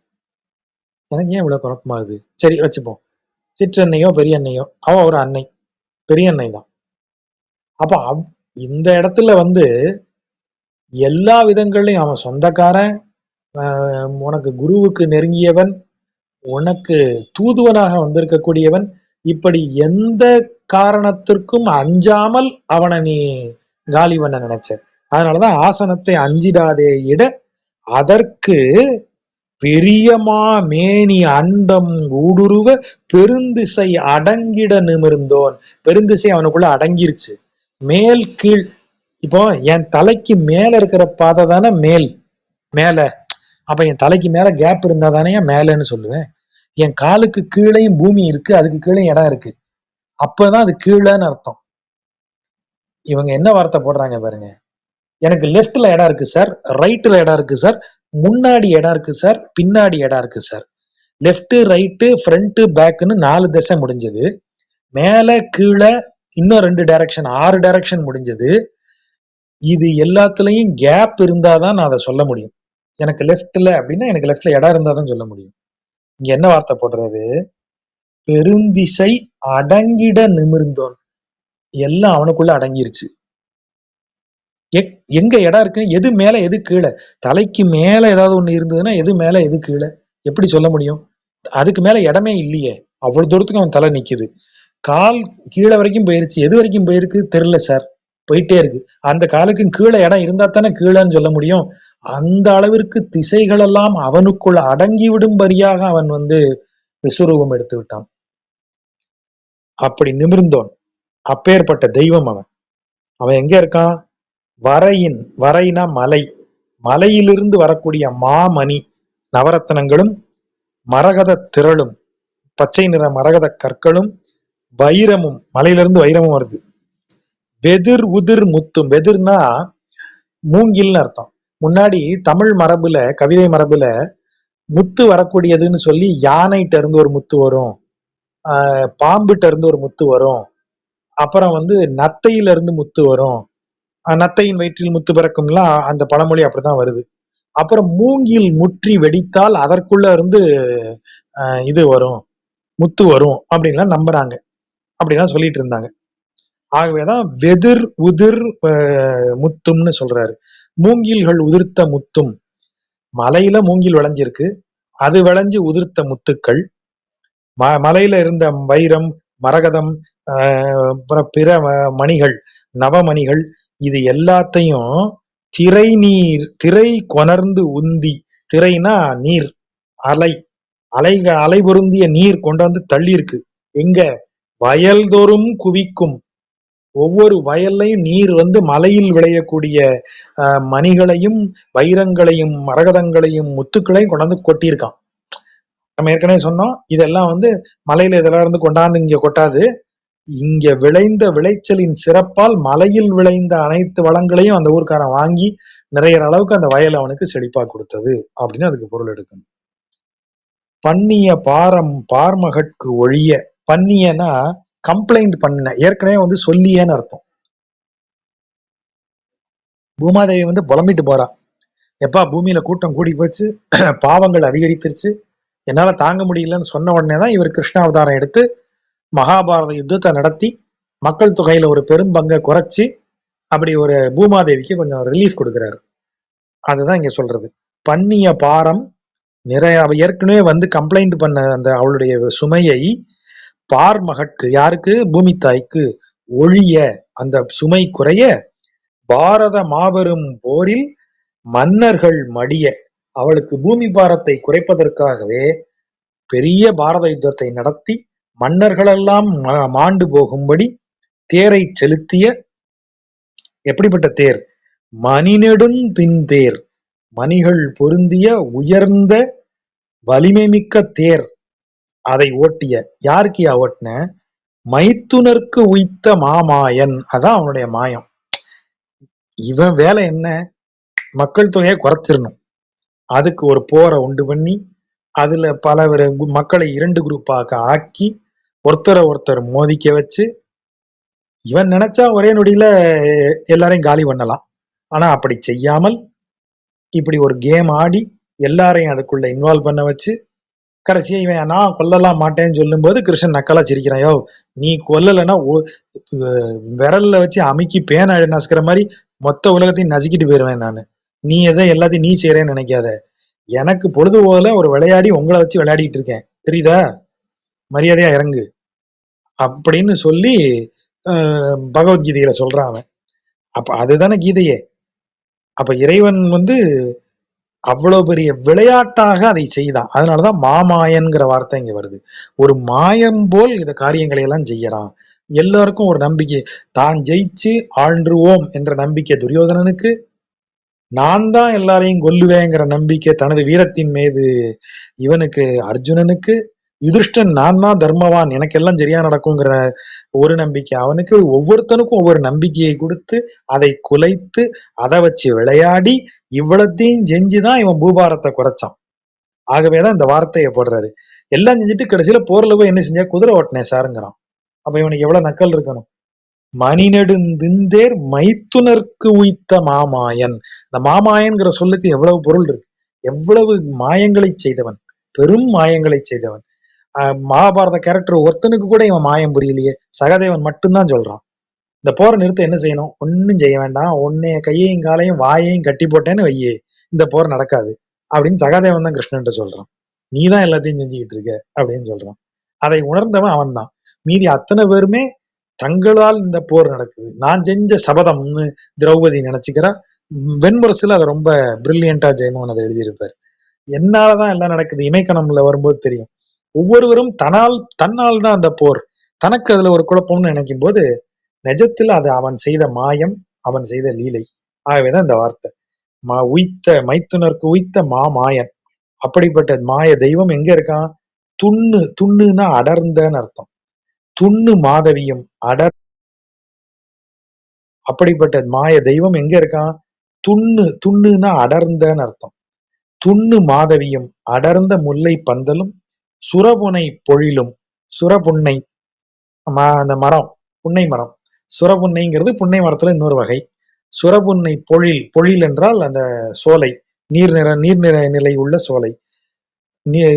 புன்னை மரங்கள் பூத்து குலுங்கும் பொன்னை மரங்களும் நன்கு நெருங்கி அடர்ந்த முல்லை பந்தலும் சூழ்ந்து எழு, அவற்றால் சூழப்பட்டு அதில் எழுந்து வந்திருக்கக்கூடிய செண்பக மலர். அந்த செண்பக மலர் வாய், அந்த செண்பக மலரின் மேல் அப்படின்னு அர்த்தம். அதன் மேல் தென்ன என்று, தென்னன்னா அந்த தன்னன்னு நம்ம சந்தம் போடுறோம் இல்லையா, அந்த சந்தத்தை தான் தென்ன அப்படிங்கிற வார்த்தையால இவங்க குறிப்பிடுவாங்க. தென்ன தென்னவென்றுன்னு ஏற்கனவே 2-3 பாடல்ல பார்த்திருக்கோம். தென்ன என்றுன்னா அந்த சந்தம், அந்த சந்தம் போட்டு அழிகள்னா வண்டுகள், அழிகள் முரன்றுனா அந்த முரல் இசை, அதனுடைய ஒலி, முரல் ஒலிங்கிறது வண்டு எழுப்பும் ஒலி, அதான் முரன்று இசை பாடும் திருக்கண்ணங்குடி. சுரபுன்னை பூத்திருக்கிறது, மாதவி பந்தல் பூத்து குலுங்குகிறது. இவற்றிற்கு நடுவில் எழுந்து நிற்கின்ற செண்பக மலரில் தேனருந்தி அந்த மகிழ்ச்சியில் அவை ரீங்கரித்து பாடக்கூடிய இன்னிசை நிரம்பிய திருக்கண்ணங்குடியில் என் இறைவன் இருக்கிறான். கலை உலா அல்குல் காரிகை திறத்து. திறத்துன்னா அவள் காரணமாக அப்படின்னு அர்த்தம். திறத்துனா ஃபார் த ரீசன் அப்படின்னு அர்த்தம். கலை உலா, கலைனா ஆடைன்னு அர்த்தம் அந்த இடத்துல. கலை உலா அல்குல் அப்படின்னா நன்கு மடித்த அழகிய ஆடை அணிந்த இடுப்பு பிரதேசத்தை உடையவள். சாரி எவ்வளவு அழகா கட்டியிருக்கான்னு அர்த்தம். ஃபிளீட்ஸ் வச்சு சாரி அழகா கட்டியிருக்கா. சாரி கட்டியிருக்கிறதே ரொம்ப அழகா இருக்கு. அத நிதம்ப பிரதேசம்னு இவங்க வடமொழியில சொல்லு. நிதம்பம் என்றால் நம்ம ஏற்கனவே சொன்னாலே, ஏன்னா இதனுடைய ரெஃபரன்ஸை இதுல இருந்து தான் எடுத்தேன். நிதம்பம்னா மொத்த இடுப்பு பிரதேசம், நம்ம தொப்புளுக்கு கீழே நம்முடைய தொடை ஆரம்பிக்கிற இடம், அதிலிருந்து தொப்புள் வரை இருக்கக்கூடிய சுற்று பகுதி எல்லாம், சுற்றளவு என்டையர் வெயிஸ்ட், நம்ம சொல்ற மாதிரி வெயிஸ்ட்ங்கிறது தான் அப்டாமினல் வெயிஸ்ட். அந்த வெயிஸ்ட் பகுதி தான் உள்ளாடை அணிந்தீர்கள் என்றால், உள்ளாடை அணியும் அந்த அணிகின்ற உள்ளாடை எந்த பகுதிகளை எல்லாம் கவர் பண்ணி இருக்கோ அதுதான் அல்குல் அப்படிங்கிறதுக்கு பொருள். அப்படி இடுப்புல மடிப்புல தானே அந்த சாரி வந்து உட்காருது. அவ்வளவு அழகாக சாரி உடுத்திருக்கக்கூடியவள்னு பொருள் அந்த காலத்துல. அப்படிப்பட்டவள் யாரு? அவ்வளவு அழகா சேலை உடுத்தக்கூடியவ கலை உலா. அப்படியே அவ்வளவு அழகா சாரிய இடுப்புல உடுத்திருக்கா அவ. சரி, அவ யாரு? சீதை. அவளுக்காக கடல் பெரும் படையோடும். 2 பொருள் இருக்கு. கடலை தாண்டி செல்லும் பெரிய படையோடு, இன்னொன்னு கடல் பெரும் படையோடும், கடல் போல் விரிந்த படையோடு. படையே கடல் மாதிரி இருக்கு. அப்படி பெரிய கடல் போன்ற படையோடு போய் சிலையினால், சிலைனா வில், சிலையினால் இலங்கை தீ எழ செற்றன போர்க்களத்தில் வென்ற. எப்படி இலங்கை தீப்பிடிச்சு எரியுமாறு போர் செய்த, தனது வில்லால் போர் செய்த திருக்கண்ணங்குடியுள் நின்றானை. அவன் தான் ராமன்னு சொல்றார். திருக்கண்ணங்குடியில இருக்கிற இறைவனுக்கு பேரு லோகநாத பெருமாள், மூலவர் பேரு. தாயார் லோகநாயகி. அங்க இருக்கிற உற்சவர் பேர் தாமோதர நாராயணன். அவருக்கு ஒரு கதை சொல்றாங்க. தாமோதரன்னா அந்த கிருஷ்ண பரமாத்மாவனுடைய பேரு. ஆனா பஞ்சகிருஷ்ண சேத்திரங்கள்ல இதுவும் ஒண்ணு. அங்க கிருஷ்ணர் வந்து ஒரு குழந்தையாக வந்து அங்க வசிஷ்டர் இந்த ஊர்ல இருந்து கிருஷ்ணரை வழிபட்டாராம். வெண்ணெயினால கிருஷ்ணர் உருவத்தை செஞ்சு அவர் வழிபடுறாரு. அவருடைய வழிபாட்டின் சிறப்பால் அந்த வெண்ணெய் கிருஷ்ணன் உருகாம இருக்கான். அப்போ ஒரு நாள் கிருஷ்ணனே ஒரு சிறுவன் வடிவில வந்து அந்த வெண்ணெய் கிருஷ்ணன் எடுத்து வாயில போட்டுக்கிறான். அதை பார்த்துட்டு வசிஷ்டர் அவனை துரத்துறாரு, ஓடுறான். அப்போ பிற ரிஷிகள்லாம் அவன் மரத்துக்குள்ள இருக்காங்க. அவங்க கண்ணுக்கு இவன் கிருஷ்ணனா ஓடுறது தெரியுது. ஆஹா, கிருஷ்ணன் இவங்க சொன்ன உடனே வசிஷ்டரும் தனது கோபத்தை துறந்து பார்த்தா கிருஷ்ணன். அவரும் வணங்குறாரு. எல்லாருக்கும் மகிழ்ச்சி. நீயே வந்தியாப்பா? ஆமா, அவன் பக்தி பார்க்க தான் வந்தேன். ரொம்ப மகிழ்ச்சி. உனக்கு என்ன வரம் வேணும்னு கேட்டவொடனே எல்லாரும் என்ன கேட்கறாங்க? நீ இங்கேயே இருக்கணும், எங்களுக்கு அருள். அப்படியாகத்தான் அந்த திருக்கண்ணங்குடியில அவன் இருக்கேன்னு சொன்னானா. அவன் தான் தாமோதர பெருமாள் அப்படின்னு அங்க ஒரு ஐதீக கதை. இன்னும் திருமங்கையாழ்வாரை வச்சு பல ஐதீக கதைகள்லாம் இருக்கு. அதெல்லாம் செம காமெடியா இருக்கும். அப்படியெல்லாம் இருந்த ஒரு நல்ல ஊர் அது. அப்படிப்பட்ட திருக்கண்ணங்குடியுள் நின்றானை மலைகுலாம் மாட மங்கையர் தலைவன். மலைகுலாம் என்றால் மலையை ஒத்த மாடங்கள் இருக்கக்கூடிய திருமங்கை நாட்டின் தலைவன். மலைகுலாம் மாட மங்கையர் தலைவன். மானவேல் கலியன். மானன பெரியன்னு அர்த்தம். பெரிய வேலையுடைய கலியன். அவன் வாய் ஒலிகள். வாய் ஒலிகள் உலவு சொல். அவன் வாயில் ஒலித்து உலவும் சொற்களால் ஆன மாலை. மாலைன்னு அந்த 10 பாடலும் 9 ஒன்றும். 9 பாடல்கள் இறைவனின் புகழையும், ஒரு பாட்டு பலஸ்ருதியாக வருது. ஆகவே 9 ஒன்றும்னு சொல்றது. வல்லவர்க்கு, இந்த பாடலை பாட வல்லவர்க்கு இல்லை நல்குரவே. நல்குரவு என்றால் ஏழ்மைன்னு பொருள், தரித்திரம்னு பொருள். இல்லை நல்குரவே, அவர்களுக்கு என்றைக்குமே ஏழ்மை கிடையாது, அவர்கள் நிறைந்து இருப்பார்கள். பெரியவாச்சாம்பிள்ளை என்ன சொல்லுவாரு, நல்குரவு என்பது இறைவன் மீதான பக்திம்பர். குரவு அதாவது பக்தி, அதுதான் செல்வம். செல்வம் இல்லாமல் போறதா நற்குரவு. இல்ல, செல்வம் இல்ல. எந்த செல்வம் இல்ல? இறைவனின் மீது பக்தியாகிய செல்வம் இல்லை. ஆனா இவர் என்ன சொல்றாரு, இல்லை நல்குரவே. அப்போ இறைவனின் மீதான பக்தி எனப்படும் விஷயத்தில் அவர்களுக்கு தரித்திரமே கிடையாது. இந்த பாடலை பாட வல்லவர்களுக்கு இறை பக்தியில் குறைபாடே இருக்காது அப்படின்னு அதுக்கு பொருள். அப்படியாக இந்த 10 பாடலையும் பாடுறார்.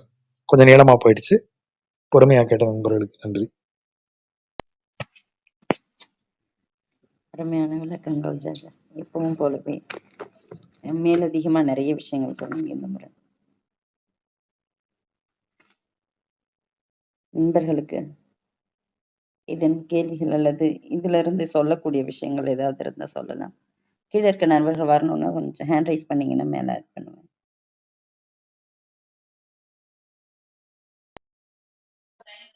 ராஜா, சொல்லுங்க சார். துரியோதனுடைய தம்பி தான பாண்டு? ஆமா ஆமா. பாண்டு யாருக்கு தம்பி? துரியோதனனுடைய திருதராஷ்டிரன். திருதராஷ்டிரன். அப்ப சித்தி தான். சித்தி சித்தி தான். திருதராஷ்டிரன். அடிக்கடி அடிக்கடி கன்ஃபியூஷன் ஆயிருவேன் சார். இல்ல இல்ல, அது போற போக இந்த பக்கம் அந்த பக்கம் டிஸ்லெக்சிக் தான் அது. ஜாஜா அப்பவே அது வந்து விஸ்வரூப தரிசனம் தான். அந்த இடத்துல தர்றதும் விஸ்வரூப தரிசனத்துல அது விதுரருக்கு ஆமா, விதுரருக்கு தருவதாக சொல்லப்படுவது. பிறர் எல்லோருக்கும் அது அச்சமூட்டும் வடிவமா தெரியுது. விதுரர் மட்டும்தான் அதை விஸ்வரூபமாக பார்த்து வணங்குறார். அந்த உருவத்தை வணங்கக்கூடிய ஒரே ஆள் அந்த அவையில இவர் தான், விதுரர் தான். ஆமா ஆமா. நீங்க அந்த காட்சிய ஒரு ஓவியமா முன்னாடி எப்போ பாத்துருக்கேன். சும்மா கூகுள்ல சர்ச் பண்ணி பாருங்க. அந்த ஓவியத்துல மத்த எல்லாரும் பயந்துட்டு நிக்கிற மாதிரி இருப்பாங்க, விதுரர் மட்டும் அப்படி வணங்கிட்டு இருக்கிற மாதிரி இருப்பாரு. இது இருக்குமா அந்த இதுல இருக்குமோ? அது ஏதோ ஒண்ணுல நான் பாத்திருக்கேன். ஆமா, அதுல இருக்கும். ஜாஜா, நம்ம இவரு ஜே வந்து என்ன மாதிரி எழுதியிருக்காரு? ஜே கிட்டத்தட்ட இதே மாதிரிதான் எழுதியிருப்பாரு. அவர் கொஞ்சம் வேற மாதிரி, இவரை ஒரே நேரத்துல இவர் எல்லாரையும் அடிச்சு தூக்கி போட்டுற மாதிரி அந்த வடிவமா சொல்லி இருப்பாரு.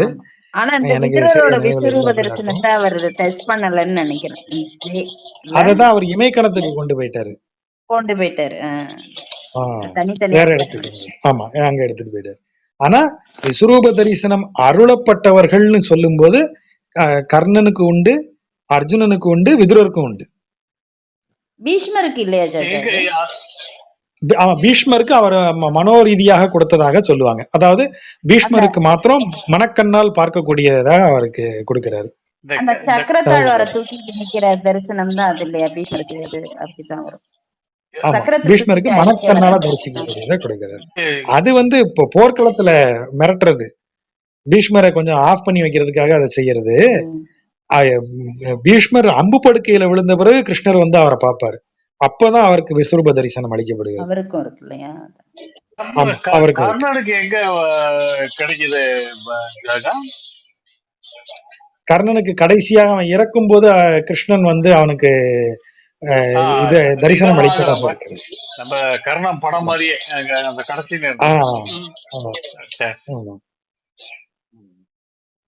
வெண்முரசுல ஒரு இணையக்கிழமை எழுதியிருப்பேன். இமைக்கிணத்துல ஆ, இங்க ஆமா. இமைக்கிணத்துல. ஆமா. இன்னொருத்தர் இதுல யார் சொன்னீங்க? நிறைய ஒரு விதுரர், கர்ணன், இன்னொன்னு அர்ஜுனன். அர்ஜுனன். அர்ஜுனன். அர்ஜுனன் அது படைக்கலத்துல போர்ல முதல் ஆமா நாள்லயே கொடுத்துருவார். ஆமா. அப்புறமா இமைக்கணத்துல நம்ம இவருக்கு கொடுப்பாரு, அவர் ஃப்ரெண்டுக்கு கொடுப்பாரு. நம்ம பேர் என்ன? இமைக்கணத்துல நம்ம கிருஷ்ணனுடைய ஏழை ஃப்ரெண்டு இருக்காரு, அவருக்கு கொடுப்பாரு. ஆமா, சுதாமன். சுதாமன். சுதாமனுக்கு கொடுப்பார். ம். சுதாமனுக்கு கொடுப்பார். அது இது இவர் கொடுத்திருக்காரு. பார்வதிபுரம் வியாசர் கொடுத்திருப்பாரு. ஓ ஆ, அதுல விஸ்வரூப தரிசனம் மாதிரி காட்டல. ஒரு ஒரு ஒரு- அது ஒரு இது மாதிரி தான் சொல்லியிருப்பாரு இல்லையா? ஆமா, அது இமைக்கணத்துல நாம வர்றவங்க எல்லாத்துக்கும் வாசிக்கணும். அப்படின்னு நாம எடுத்துக்க முடியாது இல்ல ஜாஜா அது. ஆமா ஆமா, அதை நான் அதை வாசிச்சது சரி, இன்னொரு முறை வாசிக்கணும். மறந்து போச்சு கொஞ்சம், ம். திரும்ப ஞாபகப்படுத்திக்கணும். ஆக்சுவலி இப்ப நீங்க இதுக்கு சொல்வலர் காட்டுக்கு பேசுனீங்கல்ல ஜாஜா, ஆமா, இது யக்ஷவனத்துக்கு. அது மாதிரி இமைக்கணத்துக்கு ஒண்ணு பண்ணலாமோன்னு யோசனை இருக்கு ஜாஜா. பண்ண முடியுமா உங்களால? கொஞ்சம் நேரத்தை பொறுத்து தான். பண்ணலன்னா பண்ணலாம், பண்ணுவோம். கொஞ்சம் ஏன்னா, நேரம் கிடைக்கட்டும், அதுக்கு ஒரு நேரம் ஒதுக்கி பண்ணுவோம். எவ்வளவு அது நாள் என்ன கேக்குறாங்க இவங்க ஜாஜா? சொல்வளர் கடை சொல்வலர் காடுக்கு ஒரு உரை போச்சு இல்ல சார்? ஓ, அந்த இது மாதிரி நீளம் மாதிரி அதை செய்யணுங்கிறாங்களா? ஆமா, அத மாதிரி இல்ல இதுக்கு. சொல்வலர் காட்டுக்கு நாம யோகா சென்டர்ல பண்ணோம்ல, அப்ப யக்ஷவனம் ஆமா. கடைசியா ஜாஜாவோட உரை ஒண்ணு ஆமா இருந்தது. ஆமா அது ரொம்ப ஆமா. அது மாதிரி இமைக்கணம் நாவல் வந்து அதை இமைக்கணத்துக்கு பத்தி பண்ணாரு. கேட்கலாம். இல்ல இமைக்கணம் இன்னும் இல்லம்மா, பண்ணல. இமைக்கணத்துக்கு அது பண்ணார். ஜாஜாவை கேட்கலாம். பண்ணாங்களா? இமைக்கணத்துக்கு பண்ணார். சொல்வளர் காடுக்கும் பண்ணார், இமைக்கணத்துக்கும் பண்ணார். இல்ல ஜாஜா, இமைக்கணத்துக்கு பண்ணல சார், சொல்வலர் காடு மட்டும்தான் பார்த்தோம். இமைக்கணத்துக்கு யாரோ ஒருத்தவங்க உரை பேசினாங்க, ஆனா ஜாஜா அது பண்ணல. அதான் ஜாஜாவை கேட்டேன். விஜய், இந்த சொல்வலர் காடு எதுக்கோ பண்ணது இருக்கா? அதோட ரெக்கார்டிங் இருக்கா? காளிப்பிரசாத் சார்ட்டையோ அல்லது சௌந்தர சார்ட்டையோ கேட்கணும். அது இல்ல, அது யூடியூப்லயே இருக்கு.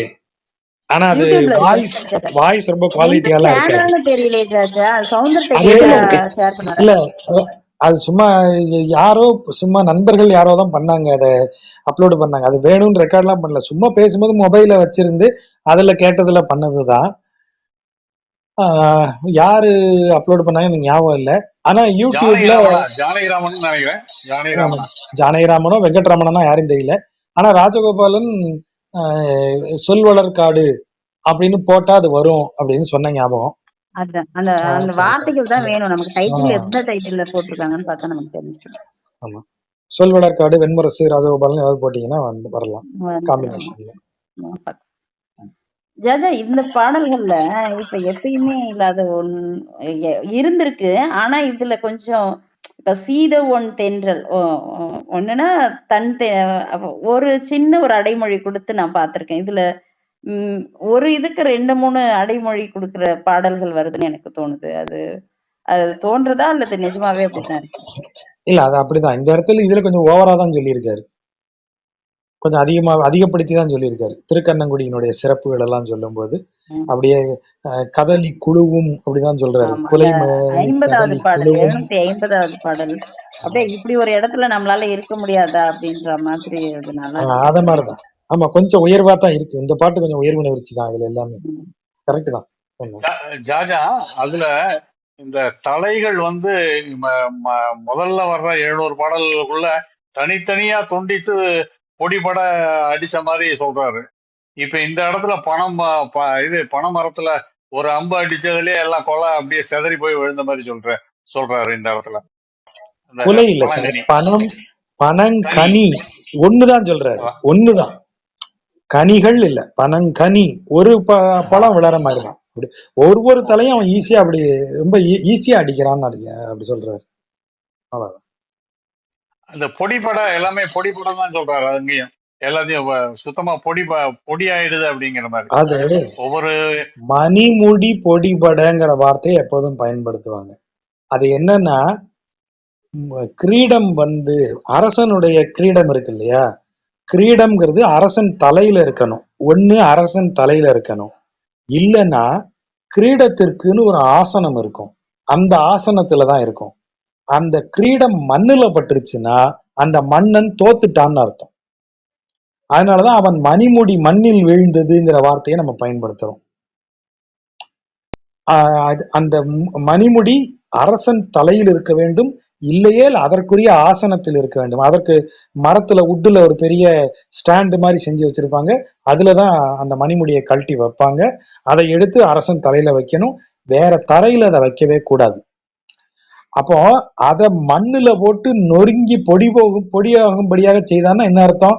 அந்த மன்னனை படுதோல்வி அடைய செய்தான்ங்கிறதனுடைய குறியீடு தான் பொடிபட, முடி பொடிபட, முடி பொடிபடங்கிற வார்த்தையை நம்ம பயன்படுத்துறது. அது ஒரு குறியீட்டு சொல் தான். அது என்னமோ பிராக்டிக்கலா அந்த ஒரு யதார்த்த இதுல தோணுது. அது பொடிபடரா உண்மையிலேயே பொடி ஆகிட்டானுங்க அப்படிங்கிற மாதிரி. அது எல்லா தலைகளுமே அது மாதிரி அந்த தலை, காய், கால் எல்லாமே வந்து அரிஞ்சு பொடிபட்டது அப்படின்னு முதல்ல சொல்றாங்க. 10 தலைகளும் 20 பொடினா புஜங்களும். பொடிபடக்கு இன்னொரு மீனிங்கும் நீங்க எடுக்கலாம். பொடினா தூசி, மண்ணு, தரையில விழுந்து தூசிய அதுல படும்படியாக. மண்ணில் ஆமா, அத மாதிரி தூசி படும்படியாக. ஆமா, அப்படி ஆயிடுச்சு. பொடிபட, மண்ணின் பொடி அதன் மீது படும்படியாக அது வீழ்ந்ததுங்கிற பொருளை எடுக்கலாம். ஆமா. ஓ, வெரி நைஸ், வெரி நைஸ். அதான் அந்த வேர்டு தெரிஞ்சாதான் அதோட இது வரும்.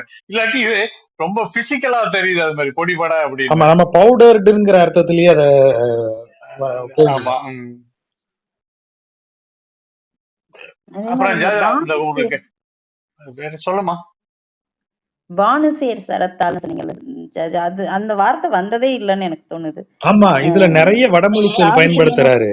சியாம, இந்த பானு, இது எல்லாமே வடமொழியில வரக்கூடிய சொற்கள் தான். அதை யூஸ் பண்ணிருக்காரு. இது போனோன்னு மாமேனின்னு எனக்கு ஒண்ணுமே புரியல. அது அது என்னத்த சொல்றாரு? சாம வேதத்தை பத்தி எதுவும் வருதோ அப்படின்லாம் யோசிச்சேன் நான். அப்ப ஏன்னா சாந்தோக்கிய உபநிஷத்து அது இதுன்னு யோசிக்க வச்சது அது. அப்புறம் தான் நீங்க வந்து சியாமோடது தான் அது அப்படின்னு அது. பானுமதி, சூரியனும் மதியும் சேர்ந்தது பானுமதி. அப்ப இவர் சொல்ற இந்த கருமணி மாதிரி அது இதுன்னு ஜெய எழுதுறாருல்ல வெண்முரசுல, எல்லாமே இந்த சியாமனை நீங்க சொன்னீங்களே அந்த நாவல் பழ நேரத்தை தான் அப்படி சொல்லிட்டே இருக்காரு அவரு. ஆமா, ஒளி பொருந்திய அது நீலமும் கருப்புமான காம்பினேஷன் தான் நாவல் பழம். நீங்க பாத்தீங்கன்னாலே தெரியும். அது தள்ளி இருந்து பாருங்க, கருப்பா தெரியும். கையில எடுத்து அதை அப்படி சும்மா கடிச்சதோ பாருங்க, அதுல ஒரு நீலம், அந்த வயலட் கலர் வரும். Dark violet. அந்த வயலட் வேற எதுலயுமே வராதுல. நவாப்பழ கலர். நீங்க கலர் சொல்லும் போதே யோசிச்சு பாருங்க, வயலட்னு வயலட்லயே எத்தனை இருக்கு. கத்திரிப்பூ கலர்னு சொல்லுவீங்க, அதுல டார்க், அப்படி டார்க் வயலட்னு வரும்போது நீங்க எந்த கலர் தான் சொல்லுவாங்க? அதான் சொல்றேன். இண்டிகோ ப்ளூ சொல்லுவீங்க, அது ஒண்ணு. அப்புறம் இந்த ப்ளூ, இது இன்னொரு ப்ளூ ஒண்ணு சொல்லுவாங்க, மயில் கழுத்துக்கு சொல்லக்கூடிய ப்ளூ ஒண்ணு இருக்கு. அது ஆமா, கிரீன் ஷேடு கலந்தது. ஆனா பிளாக்கோட ப்ளூ கலந்த ஷேடு அப்படின்னா அது நவாப்பழம் தான். அதுதான் சியாம நிறம். அது நாவல் பழம் நீங்க சொன்னோன்னா அதோட மினுமினுப்பும் சேர்ந்து மைண்டுக்குள்ளார வருதுல்ல, அது ரொம்ப அழகா எக்ஸாக்ட், அதுதான். ஆமா, அதான் அழகு அதுல, அந்த பளபளப்பு ஒளி அதோட. அவன் மணி போல் ஒளி கருமணி. அவன் காஜல் தானே அது பேரு, காஜல். நவாப்பழத்துக்கு காஜல் தானே, காஜல். அது இங்கிலீஷ்ல தெரியல சார். அப்படி அது தெரியல எனக்கு. ஹிந்தி வடமொழியிலயா? வடமொழியில தெரியல, எனக்கு தெரியல சார். வடமொழியில என்ன தெரியல. காஜல்னா என்ன? டக்குன்னு என்னமோ காஜல்னா கண் மை, அந்த கண்ணுக்கு தான் சொல்லுவாங்க. கண் மை தான் காஜல். கண்ணுக்கு மை தான் காஜல். கரெக்ட். என்னமோ சொல்லுவானுங்க. அது நாவப்பழம், நம்ம மரம். அப்புறம் ஜாஜா, இந்த இது வந்து பெரியாழ்வார் பாடல்கள்ல நான் அந்த இதுல எழுதியிருந்தேன் நம்ம இது வாட்ஸ்அப்ல. அந்த மணல் திட்டுகளை பத்தி ஒரு இது வருதா, சித்திரம் வருதா? பூந்தோட்டத்துக்கு பக்கத்துல கீழே இருக்கிற மாதிரி ஒரு சித்திரம் வரும். அதாவது முல்லை கொடிகள்லாம் இருக்கிற பக்கத்துல கீழே ஒரு கண்ணன் இருக்கிற மாதிரி. இது மாதிரி இந்த மணல் திட்டுகள்ல லீலைகள் புரிந்த மாதிரி பெரியாழ்வார் பாடல்கள்ல வருதா? யமுனையில மணல் திட்டுகள்ல இல்ல சார், அப்படி எதுவும் மணல் திட்டுகள்னு தனியா வரல. இது வந்து சம்லேக்ஷணத்திற்குரிய குறியீடு. அது அத நீங்க நான் தனியா சொல்றேன்.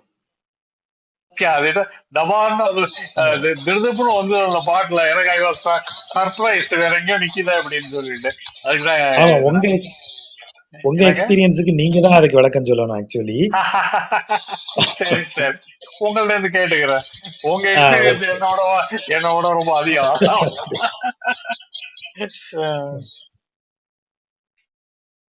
ஜாஜா இந்த இமைக்கணத்துக்கு கொஞ்சம் டைம் இருக்கும்போது சொல்லுங்க ஜாஜா.